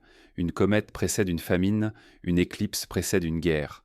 Ou peut-être se souvenaient-ils, dans leur inconscient collectif, de cataclysmes causés par des événements célestes. Impact d'astéroïdes, changements climatiques induits par des variations solaires. Dans les deux cas, leur obsession pour les étoiles était une tentative de maîtriser l'imprévisible. Il est frappant de constater que certaines connaissances astronomiques anciennes dépassent ce que l'on pensait possible pour leur époque. Les prêtres babyloniens pouvaient prédire les éclipses avec une précision étonnante. Les Mayas calculaient les cycles de Vénus avec une exactitude supérieure à celle des astronomes européens du Moyen Âge. Les temples alignés sur des constellations disparues suggèrent que leurs bâtisseurs connaissaient la précession des équinoxes, un phénomène subtil nécessitant des observations sur des millénaires. Comment expliquer une telle sophistication ? Peut-être ces savoirs sont-ils le fruit d'observations accumulées sur de très longues périodes, transmises de civilisation en civilisation. Peut-être aussi proviennent-ils d'une tradition plus ancienne encore, héritée d'un monde perdu. Dans de nombreuses cultures, les étoiles étaient aussi considérées comme des portes, des passages entre les mondes. Les Égyptiens alignaient leurs pyramides sur Orion et Sirius, croyant que l'âme du pharaon s'y rendrait après la mort. Les temples mésoaméricains servaient parfois de point de contact symbolique entre la Terre et le cosmos. Dans ces conceptions, comprendre le ciel n'était pas seulement un moyen de survivre, c'était une façon de transcender la condition humaine. Cette vision cosmique a profondément influencé les structures sociales. Dans beaucoup de civilisations, les prêtres astronomes détenaient un pouvoir immense car ils possédaient la clé de la connaissance céleste. Ils déterminaient les dates des semailles, des récoltes, des sacrifices, des guerres. Ils pouvaient légitimer ou délégitimer un roi. La science des étoiles était donc aussi un instrument politique, et celui qui la maîtrisait détenait le pouvoir sur la société. Même aujourd'hui, cette ancienne obsession persiste sous d'autres formes. Nos calendriers modernes, nos fuseaux horaires, nos satellites, tout est encore rythmé par les mouvements du ciel. Nous dépendons toujours des cycles cosmiques, même si nous avons oublié à quel point ils ont façonné notre histoire. Et certaines de nos inquiétudes contemporaines, la peur des astéroïdes, des tempêtes solaires, des changements climatiques d'origine cosmique, ne sont que des versions modernes de ces anciennes préoccupations. Peut-être les civilisations anciennes avaient-elles raison. Peut-être que nos destins sont liés à ceux des étoiles d'une manière que nous ne comprenons pas encore. Peut-être que les grands cycles de l'histoire humaine sont synchronisés avec ceux de l'univers. Cette idée n'a rien d'irrationnel. Après tout, notre planète tourne autour d'une étoile, notre climat dépend de son activité, notre existence même est née dans le cœur de géants stellaires morts il y a des milliards d'années. Si l'on accepte cette vision, alors l'histoire n'est plus seulement le produit de nos choix. Elle devient une danse entre l'humanité et le cosmos, une chorégraphie où les mouvements des planètes influencent tant nos destins autant que nos décisions. Mais si le ciel a dicté le rythme de notre survie, il a aussi inspiré des rêves d'exploration et de connaissance. Ces rêves se sont parfois matérialisés sous des formes étonnantes, des cartes du monde dessinées avant leur temps, des connaissances géographiques inexplicables, des représentations de continents qui ne devraient vraiment pas exister. Dans la prochaine étape de notre voyage, nous quitterons les étoiles pour regarder la Terre elle-même, là où des cartes impossibles racontent l'histoire de mondes disparus. Il existe des cartes anciennes qui ne devraient vraiment pas exister. Des parchemins oubliés, dessinés des siècles avant que les continents n'ayant été explorés, qui montrent des terres connues bien avant que les navigateurs ne les aient pu le fouler. Elles tracent les contours de rivages engloutis, représentent des montagnes dissimulées sous les glaces, détaillent des régions que les cartographes de leur temps n'auraient donc jamais pu connaître. Ces documents énigmatiques sont plus que de simples curiosités historiques. Ils sont les témoins muets d'un savoir oublié, d'explorations dont l'histoire officielle n'a jamais parlé, ou peut-être même de civilisations disparues dont nous avons effacé la mémoire. Parmi ces cartes, celle de Piri Reis est sans doute la plus célèbre. Dessinée en 1513 par un amiral ottoman, elle représente avec une précision étonnante les côtes de l'Amérique du Sud, alors que la plus grande partie du continent était encore inconnue des Européens. Plus étrange encore, elle suggère les contours de l'Antarctique, non pas recouvert de glace comme aujourd'hui, mais sous sa forme libre, telle qu'elle serait apparue il y a des milliers d'années. Comment un marin du XVIe siècle aurait-il pu disposer de telles informations ? Piri Reis affirme avoir compilé sa carte à partir de sources bien plus anciennes, dont certaines remontaient, disait-il, à l'époque d'Alexandre le Grand. Était-ce une simple exagération ou la trace d'un savoir bien antérieur à notre mémoire historique ? Ce n'est pas un cas isolé. La carte d'Oronce Fine, publiée en 1531, représente elle aussi un Antarctique libre de glace, doté de chaînes montagneuses que les relevés modernes ont confirmées des siècles plus tard. La carte de Zeno, datée de 1380, montre avec précision certaines zones de l'Amérique du Nord bien avant l'ère des grandes explorations. Quant à la carte de Bouache au XVIIIe siècle, elle détaille non seulement des terres antarctiques inconnues, mais aussi des rivières et des reliefs cachés sous la glace, comme si son auteur disposait d'informations géologiques inaccessibles à son époque. Ces anomalies posent une question troublante. D'où venait ce savoir ? Certains historiens suggèrent que ces cartes sont le fruit de compilations d'informations transmises peut-être par des marins arabes, chinois ou vikings, dont les explorations précédaient celles de Colomb et Magellan. D'autres vont plus loin et avancent l'idée que ces connaissances proviendraient d'une civilisation bien plus ancienne, capable de naviguer et de cartographier le globe à une époque où l'humanité, selon l'histoire officielle, ne disposait pas de tels moyens. La théorie est audacieuse, mais elle trouve des échos dans d'autres éléments de l'archéologie. Des artefacts retrouvés en Méditerranée, en Amérique et en Afrique témoignent d'échanges transocéaniques bien avant l'époque moderne. Des sculptures précolombiennes montrent des visages africains ou asiatiques. Des textes anciens évoquent des terres lointaines au-delà des mers. Tout cela pourrait être le fruit de coïncidences, mais mis bout à bout, ces indices dessinent la silhouette d'un monde bien plus connecté que ce que nous croyons. Peut-être que ces civilisations anciennes, aujourd'hui oubliées, ont exploré des territoires bien avant nous.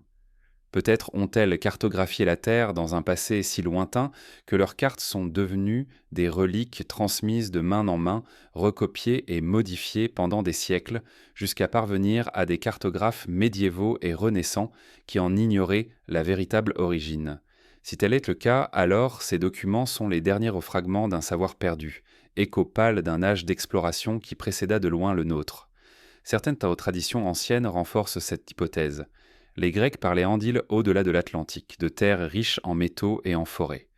Les Égyptiens racontaient l'histoire de peuples venus de l'Ouest, porteurs de connaissances et de techniques agricoles. Les légendes polynésiennes évoquent dans des voyages immenses à travers l'océan Pacifique, bien avant l'époque historique. Même les peuples autochtones d'Amérique possèdent dans des récits évoquant des visiteurs venus d'ailleurs. Ces histoires, si elles reposent sur une réalité, pourraient-elles témoigner d'une époque où l'humanité maîtrisait déjà la navigation transocéanique, et peut-être bien avant que l'histoire ne commence. Il existe aussi des cartes dont la symbolique dépasse le simple aspect géographique. Certaines montrent des terres disparues, continents engloutis, îles qui n'existent plus, régions dont nous ne trouvons aucune trace. Sont-elles le fruit de l'imagination ou la mémoire déformée d'un monde perdu? L'Atlantide de Platon en est l'exemple le plus célèbre, mais elle n'est pas la seule. Les textes hindous mentionnent des continents aujourd'hui submergés, comme Kumarikandam, censés relier autrefois l'Inde à l'Antarctique. Les légendes polynésiennes parlent d'un vaste continent du Pacifique, Lemuria, disparu sous les flots. Même certaines cartes médiévales montrent des masses terrestres qui n'existent plus, comme si leurs auteurs avaient eu connaissance d'un passé géologique oublié. Bien sûr, nombre de ces cartes comportent des erreurs, des extrapolations ou des inventions, mais leur existence même soulève une interrogation profonde. Et si elles n'étaient pas entièrement imaginaires, et si elles étaient dans le temps les souvenirs déformés d'un temps où les côtes du monde étaient indifférentes, où des terres aujourd'hui englouties abritaient prendre des civilisations que nous avons oubliées?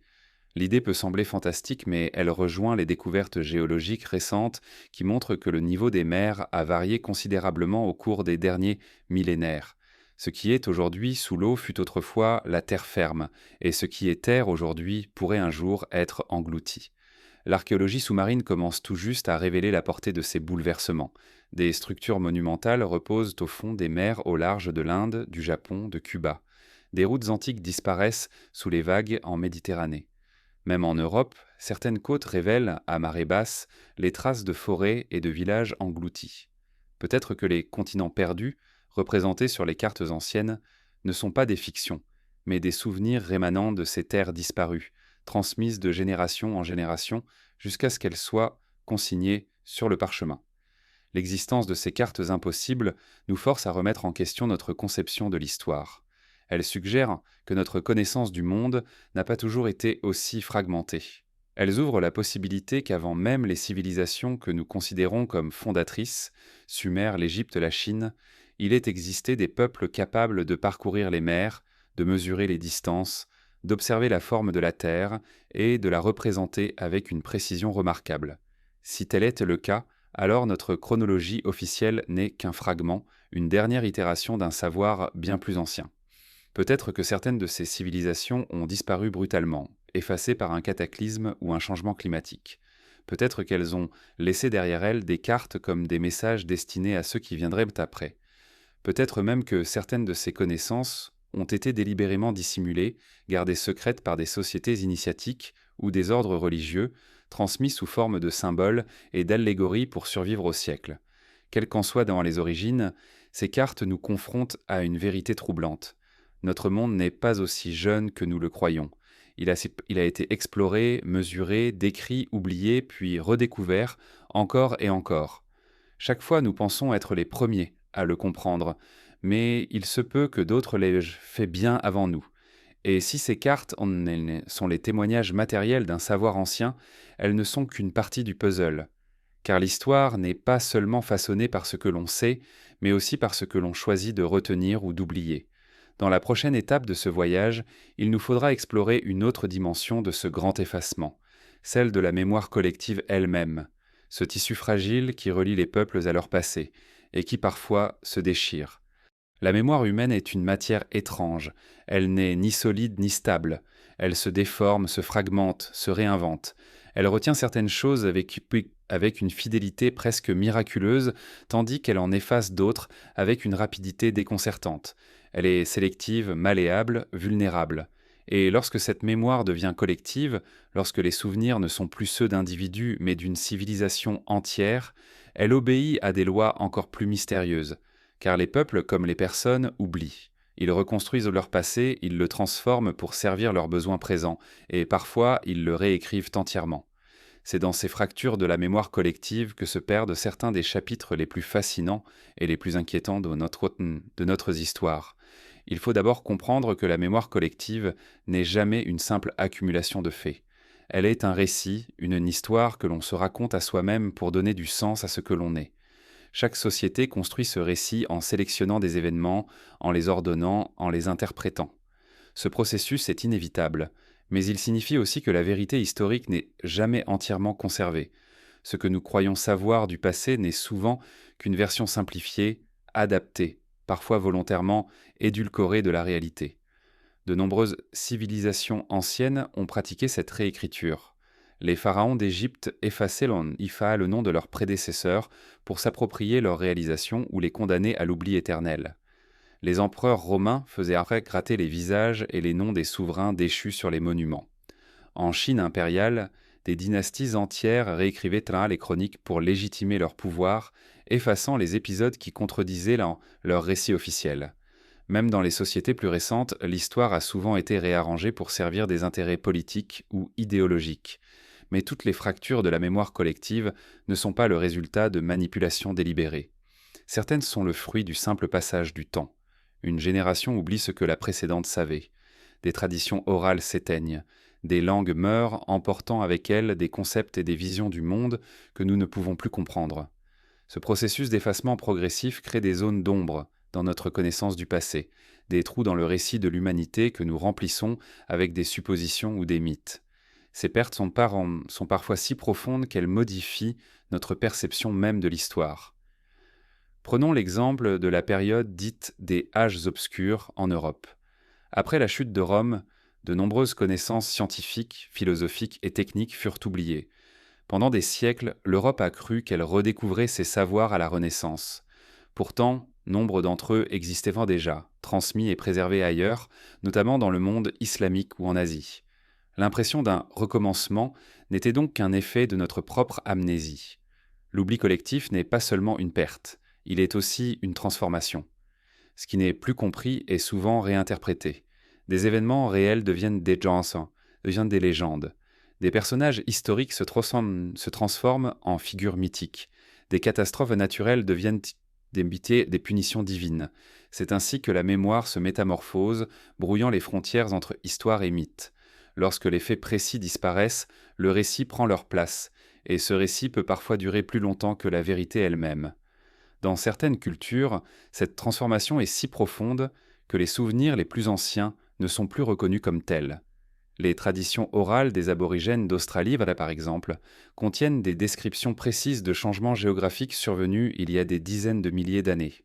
Pourtant, pour ceux qui les récitent aujourd'hui, il ne s'agit pas d'histoires mais de mythes. De même, les récits bibliques, védiques ou mésoaméricains peuvent contenir des souvenirs réels d'événements préhistoriques, mais ils sont désormais perçus comme des histoires sacrées, plutôt que comme des chroniques. Ce processus d'oubli et de réinvention a aussi une dimension psychologique. L'humanité a peut-être besoin d'oublier pour continuer. Les catastrophes collectives sont souvent trop douloureuses pour être transmises telles quelles. Alors elles sont enveloppées de symboles, de métaphores, de récits rassurants. Les destructions deviennent des jugements divins, les extinctions deviennent des purifications, les effondrements deviennent des leçons. Ce mécanisme de protection transforme l'histoire en enseignement moral, mais il la rend aussi méconnaissable. Il existe cependant des moments où la mémoire collective se fracture brutalement, où l'oubli n'est pas progressif, mais soudain. Des sociétés entières peuvent disparaître sans laisser de traces, comme si elles n'avaient jamais existé. Des catastrophes effacent les archives, des invasions détruisent les traditions, des épidémies déciment les porteurs de savoir. Ce type d'amnésie totale est peut-être l'explication de certains des mystères archéologiques les plus profonds. Des villes bâties avec une technologie avancée, mais dont nous ne savons presque rien. Des écritures élaborées, ponctuées dont personne ne peut lire le sens, des structures monumentales dont la fonction nous échappe. Parfois, l'oubli se manifeste même à l'échelle d'une seule génération. Les survivants d'un cataclysme reconstruisent leur monde sans transmettre le souvenir de ce qui est arrivé. En quelques décennies, un événement majeur peut devenir une rumeur, puis un mythe, puis disparaître totalement. Il suffit d'observer comment certains événements récents sont déjà mal compris ou déformés pour imaginer ce qui se produit sur des milliers d'années. La mémoire collective est aussi influencée par le pouvoir de l'écrit. Les sociétés qui laissent donc des textes ont plus de chances d'être souvenues que celles qui n'en laissent pas. Les peuples sans écriture, même s'ils étaient avant puissants ou innovants, sont souvent relégués à la périphérie de l'histoire. Ils deviennent des fantômes dans le récit officiel, évoqués seulement à travers les témoignages de ceux qui les ont vaincus. Cela crée une illusion de continuité et de hiérarchie. Les cultures écrites semblent être les seules à avoir compté, tandis que les autres s'effacent sautant dans l'ombre. Mais la fracture la plus profonde se produit lorsque la mémoire collective elle-même devient un champ de bataille. Lorsque différentes versions du passé s'affrontent, s'opposent, cherchent à s'imposer. Dans un monde où l'information circule rapidement, cette lutte est permanente.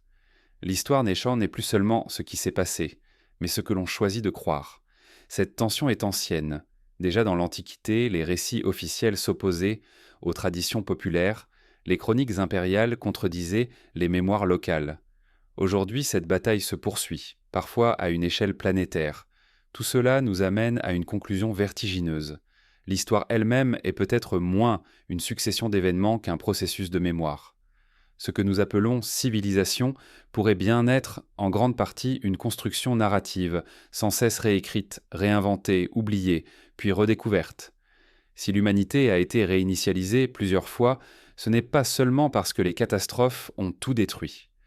C'est aussi parce que nous avons oublié, volontairement ou non, ce que nous étions auparavant. Mais il existe un domaine où l'oubli devient particulièrement troublant, celui de la technologie.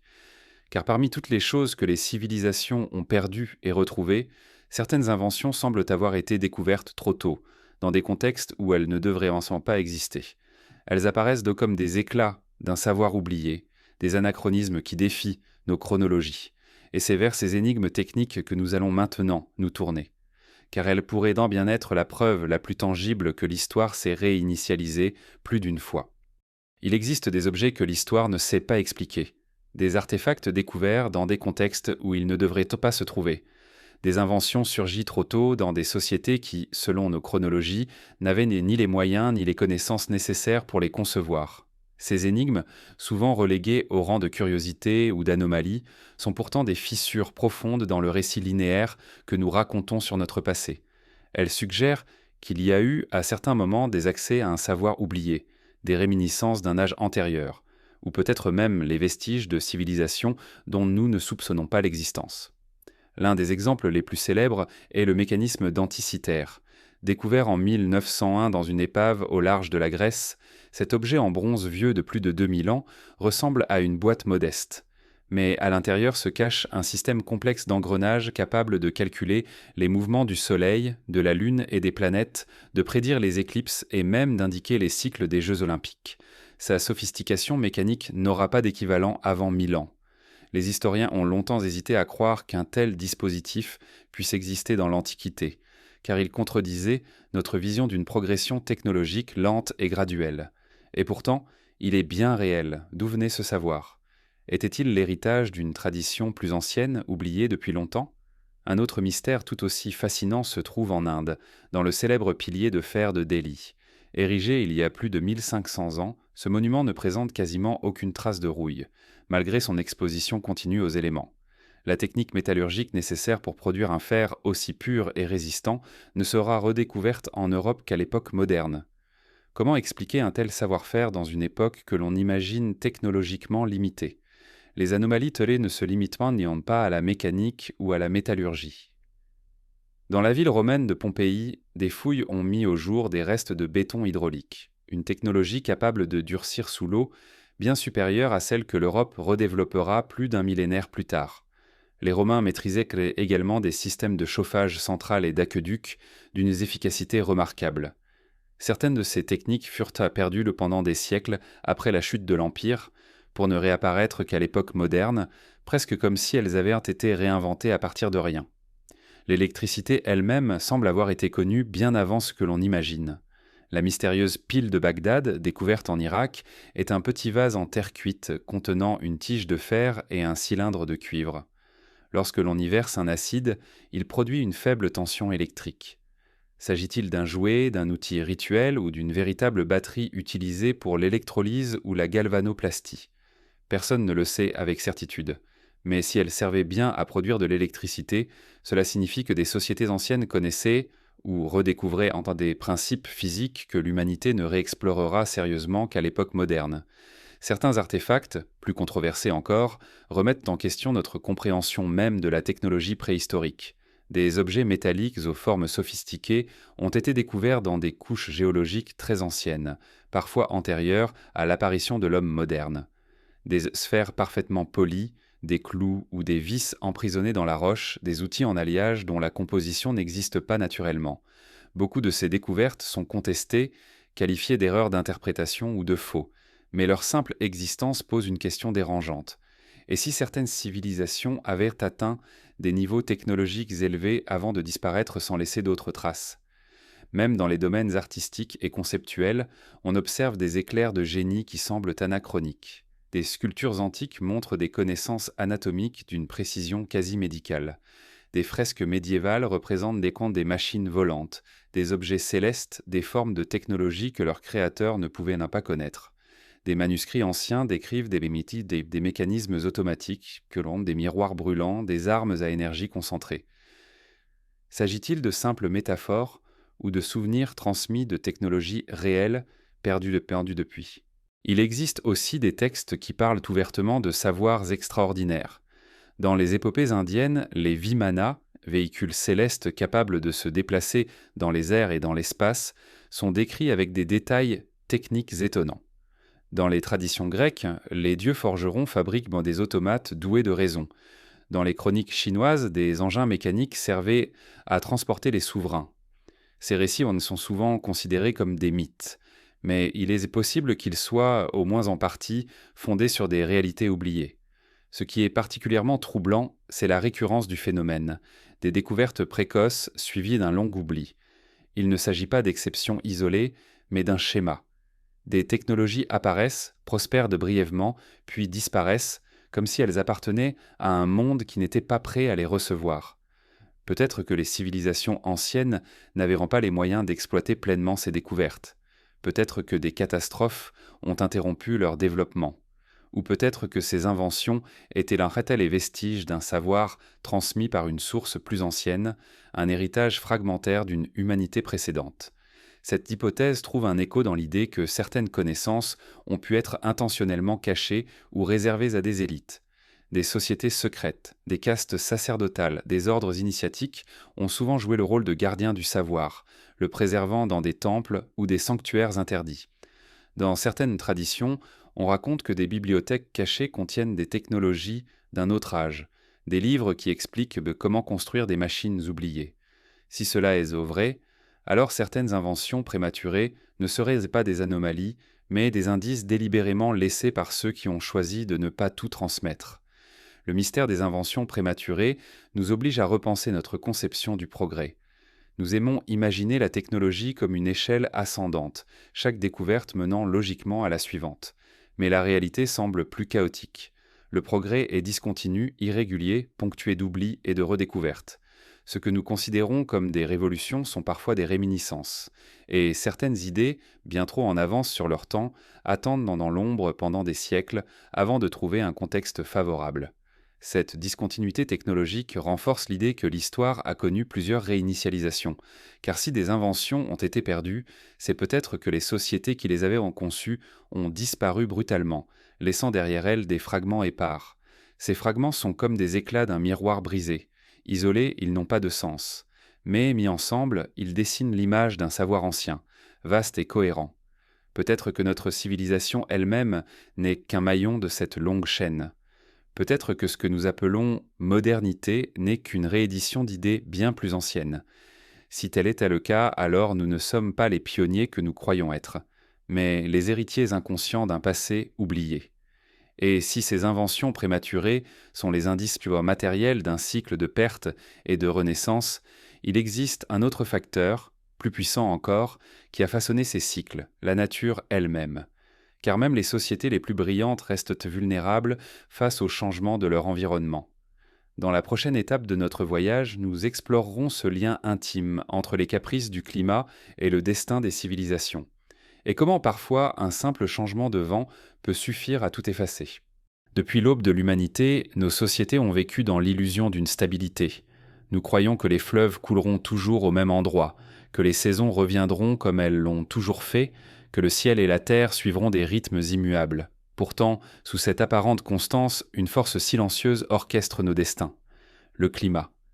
Ces cycles lents ou ces brusques sautes d'humeur ont façonné l'histoire des civilisations bien plus profondément que les guerres ou les inventions.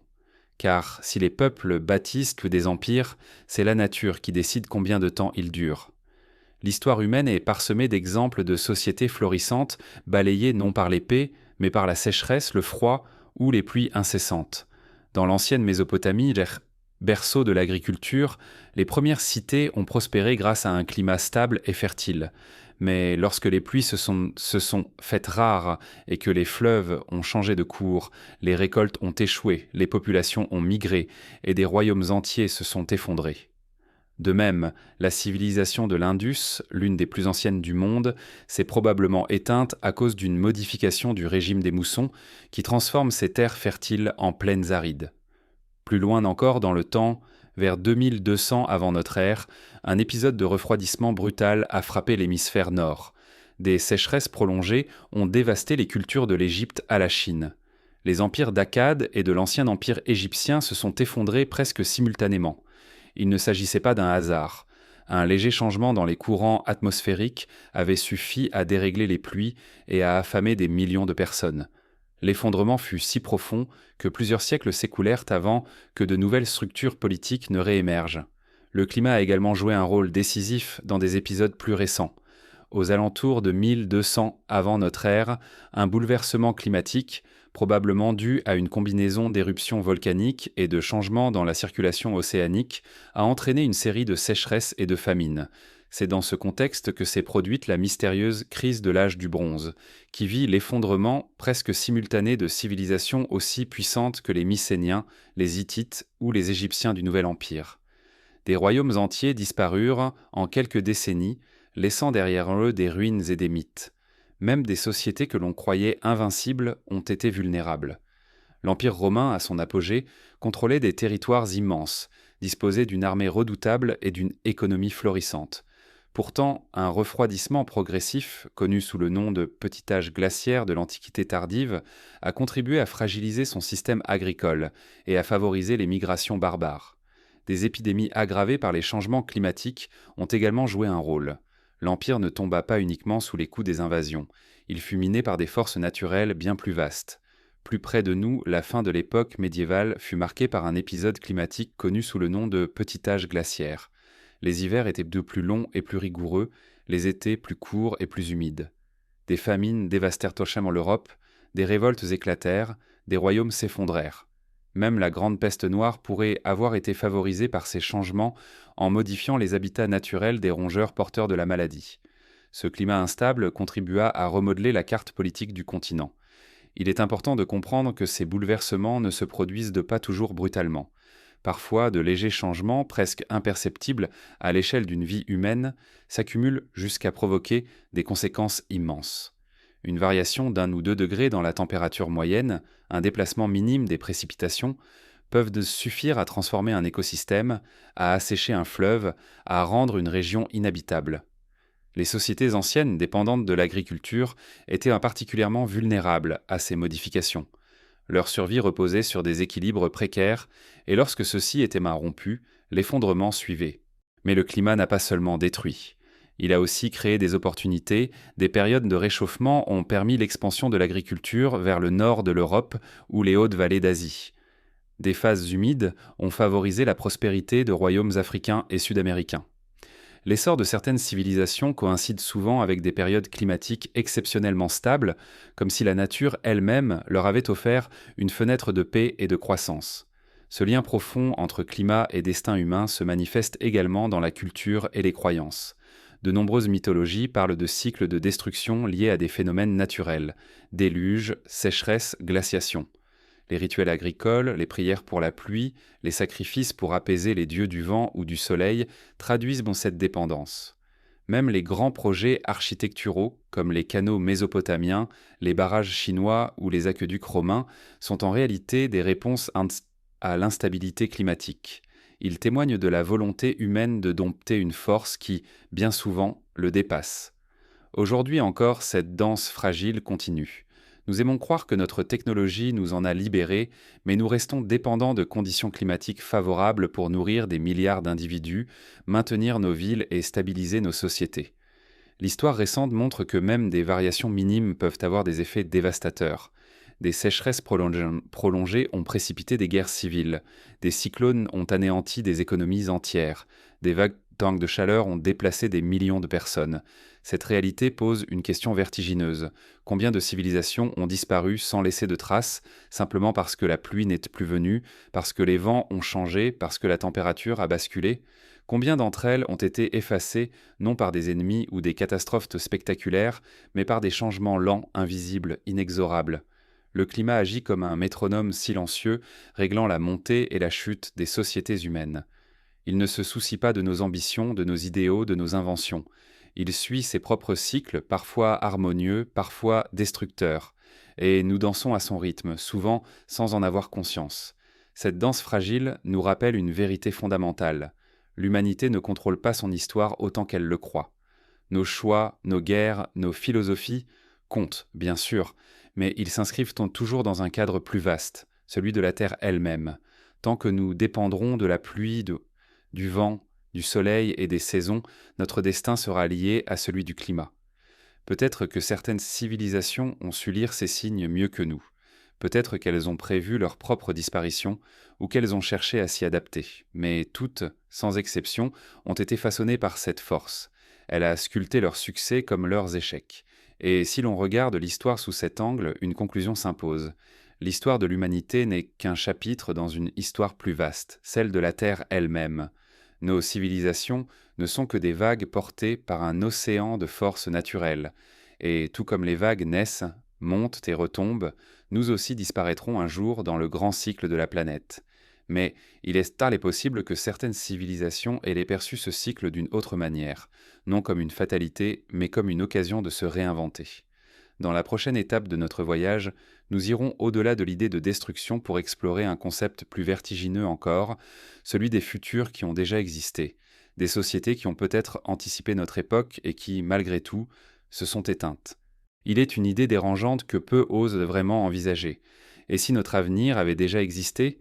Et si, bien avant que nos satellites n'exploitent l'espace, que nos réseaux ne couvrent la planète, que nos machines ne modèlent la matière, d'autres sociétés avaient en déjà atteint, voire dépassé, ce niveau de sophistication?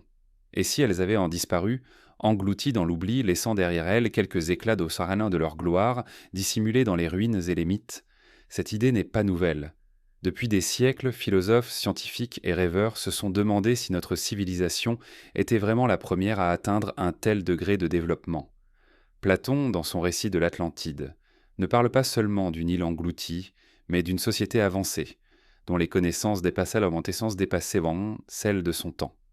Les textes hindous, quant à eux, évoquent que des cycles cosmiques où des civilisations d'un savoir inimaginable naissent, prospèrent, puis s'éteignent, remplacées par d'autres qui croient être les premières. Et dans certaines traditions mésoaméricaines, on raconte que plusieurs humanités se sont succédées, chacune atteignant des sommets avant d'être balayée pour laisser place à la suivante. Si de telles civilisations ont existé, pourquoi n'en reste-t-il presque aucune trace? La réponse tient peut-être dans la fragilité de la mémoire matérielle. Même nos réalisations les plus impressionnantes ne sont pas éternelles. Les métaux rouillent, les bâtiments s'effondrent, les circuits électroniques se décomposent. Si notre propre monde venait à disparaître aujourd'hui, il suffirait de quelques millénaires pour que la plupart de nos créations soient effacées. Dans 10 000 ans, seules subsisteraient quelques structures de pierre. Dans 100 000 ans, presque tout aurait disparu, dissous par le temps et la nature. Si une civilisation avait atteint son apogée il y a 50 000 ans, il est donc plausible que nous n'en trouvions aujourd'hui qu'un écho infime. Certains indices suggèrent pourtant que quelque chose d'extraordinaire pourrait s'être produit. Des objets étrangement façonnés, découverts dans des couches géologiques anciennes, définissent toute explication. Des gravures dans la pierre montrent des scènes qui semblent représenter des technologies modernes, engins volants, combinaisons, appareils complexes. Des légendes décrivent des armes capables de détruire des cités entières, des véhicules traversant le ciel ou l'espace, des tours s'élevant jusqu'aux nuages. Ces récits sont souvent rejetés comme des fables, mais leur persistance dans des cultures sans lien apparent interroge. Certains scientifiques ont proposé une hypothèse provocante. Si une civilisation technologique avait existé dans un passé lointain, il serait extrêmement difficile d'en trouver la preuve. Le temps géologique efface presque tout. Même les traces de notre civilisation actuelle, si elles s'éteignaient demain, deviendraient quasi indétectables après quelques millions d'années. Seuls certains marqueurs chimiques, comme la concentration de plastique dans les sédiments ou les isotopes produits par l'industrie nucléaire, pourraient là subsister. Et pourtant, même ces indices finiraient-ils par être dilués ou transformés. L'absence de preuve n'est donc pas nécessairement la preuve de l'absence. Ce raisonnement conduit à une autre question fascinante. Et si certaines anomalies géologiques ou archéologiques que nous observons aujourd'hui étaient justement les vestiges d'un tel passé? Des couches de carbone anormalement riches, des pics inexpliqués d'isotopes radioactifs, des zones vitrifiées qui ressemblent à des traces d'explosions thermiques. Certains chercheurs ont suggéré que ces phénomènes pourraient, dans des cas très rares, être interprétés comme des indices d'une activité industrielle ancienne. C'est une idée spéculative, s'étient certes, mais elle invite à regarder la Terre non seulement comme le berceau de notre civilisation, mais peut-être aussi comme le cimetière d'autres. L'hypothèse de civilisation avancée disparue nous pousse aussi à réévaluer notre conception du progrès. Nous croyons souvent que l'histoire suit une trajectoire ascendante, qu'elle va de la simplicité vers la complexité, de l'ignorance vers la connaissance. Mais peut-être que ce mouvement n'est pas une ligne droite.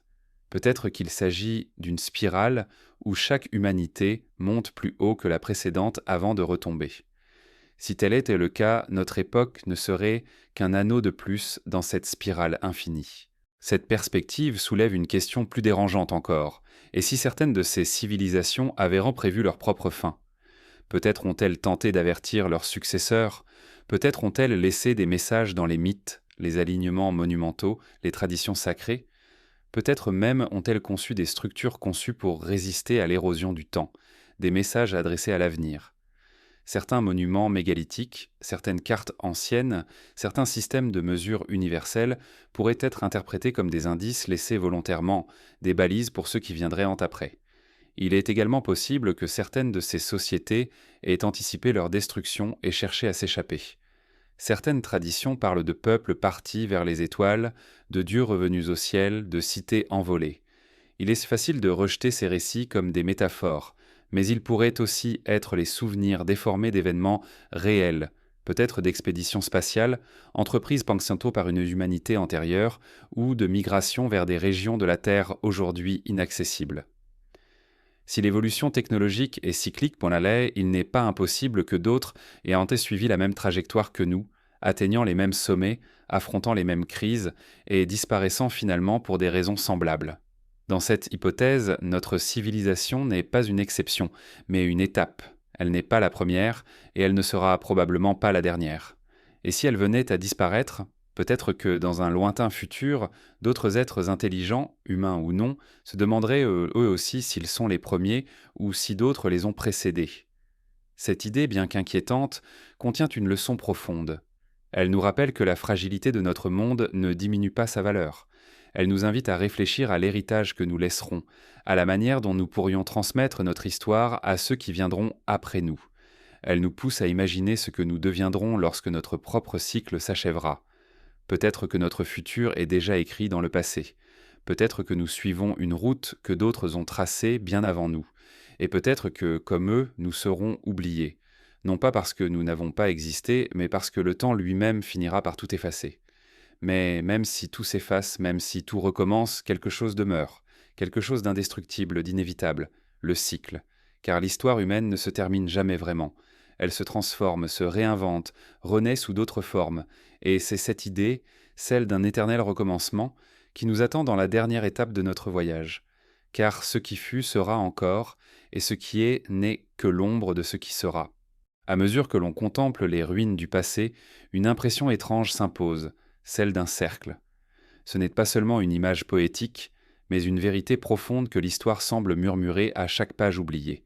Les civilisations naissent, prospèrent, s'effondrent, puis renaissent en sous d'autres noms, d'autres formes, d'autres rêves. Elles bâtissent, détruisent, oublient et réinventent. Chaque fois, elles se croient uniques. Chaque fois, elles pensent être arrivées au sommet de leur évolution.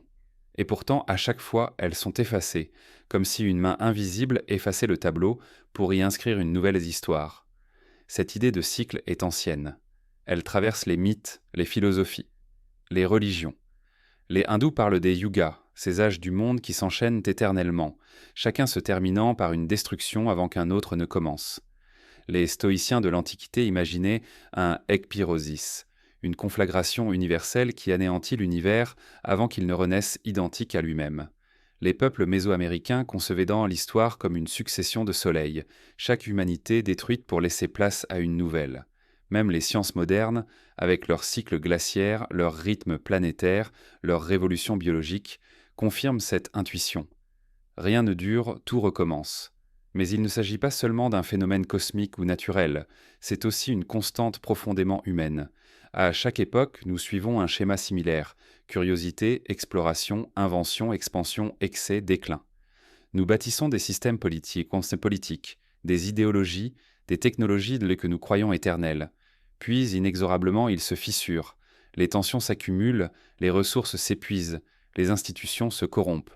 Un événement déclencheur, guerre, pandémie, catastrophe naturelle, effondrement écologique, précipite la chute. Et sur les ruines, de nouvelles idées émergent, de nouveaux peuples s'élèvent, de nouveaux mondes se dessinent. Même notre mémoire collective, si fragile, obéit à cette logique. Nous oublions ce qui fut, puis nous le redécouvrons comme s'il s'agissait d'une révélation. Nous réinventons des technologies déjà connues, nous répétons des erreurs déjà commises, nous recréons des mythes déjà racontés. Parfois, nous redécouvrons même des vérités que nous avions délibérément effacées, effrayés par ce qu'elles révélaient. C'est ainsi que progresse l'humanité. Non pas en ligne droite, mais en spirale, revenant sans cesse sur elle-même tout en avançant imperceptiblement vers autre chose. Cette idée n'est ni pessimiste ni rassurante. Elle nous rappelle simplement notre place dans l'ordre des choses. Nous ne sommes ni les premiers ni les derniers. Nous sommes une étape, une voix parmi d'autres dans une symphonie qui dure depuis des millénaires. Nos villes finiront par s'effondrer, nos langues disparaîtront, nos croyances seront remplacées. Mais d'autres viendront, bâtiront à leur tour, inventeront de nouvelles manières d'habiter la terre, de comprendre le ciel, d'explorer l'inconnu. L'éternel recommencement n'est pas seulement destruction, il est aussi création. Chaque effondrement libère un espace pour l'imprévu, pour l'invention, pour l'émergence de formes de vie et de pensées inédites. Si l'histoire s'arrêtait, il n'y aurait plus de renaissance possible. C'est précisément parce que tout s'efface que tout peut renaître. C'est parce que nous tombons que nous pouvons nous relever autrement. Peut-être même que ce cycle dépasse l'humanité elle-même. Peut-être que d'autres formes d'intelligence surgiront après nous, héritant de nos ruines comme nous avons hérité de celles de ceux qui nous ont précédés. Peut-être liront-elles dans les couches géologiques les traces de notre passage, le béton, les métaux rares, les plastiques fossilisés, comme nous lisons aujourd'hui les fossiles d'espèces disparues. Peut-être se demanderont-elles qui nous étions, ce que nous avons accompli, pourquoi nous avons disparu. Peut-être croiront-elles être les premières, comme nous l'avons cru. Il est possible aussi que le cycle ne se limite pas à la Terre, que l'humanité ou ses héritiers se dispersent parmi les étoiles, fondant des civilisations ailleurs, sur d'autres mondes. Là encore, l'histoire recommencerait, découverte, expansion, apogée, effondrement, renaissance. L'univers lui-même pourrait être le théâtre de cette danse infinie, une succession de créations et de destructions, de naissances et de morts, de mémoires et d'oublis. Ce regard cyclique transforme profondément notre rapport au temps. Il nous invite à l'humilité. Nous ne sommes qu'un instant dans un processus bien plus vaste. Il nous invite aussi à la responsabilité.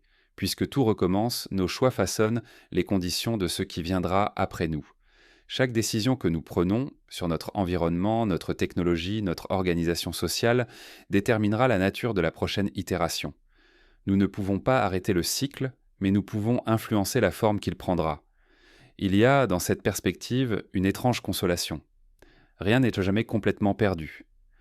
Même si tout s'effondre, quelque chose survit toujours, une idée, une mémoire, un symbole, un fragment. C'est ce fragment qui devient la graine du futur. De même que les civilisations antiques ont laissé des traces qui ont nourri notre monde, nous laisserons des empreintes qui nourriront ceux qui viendront après. Peut-être est-ce là le véritable sens de l'histoire humaine, non pas atteindre un but final, mais participer à un cycle sans fin. Non pas construire une civilisation éternelle, mais transmettre une étincelle qui survivra à notre chute.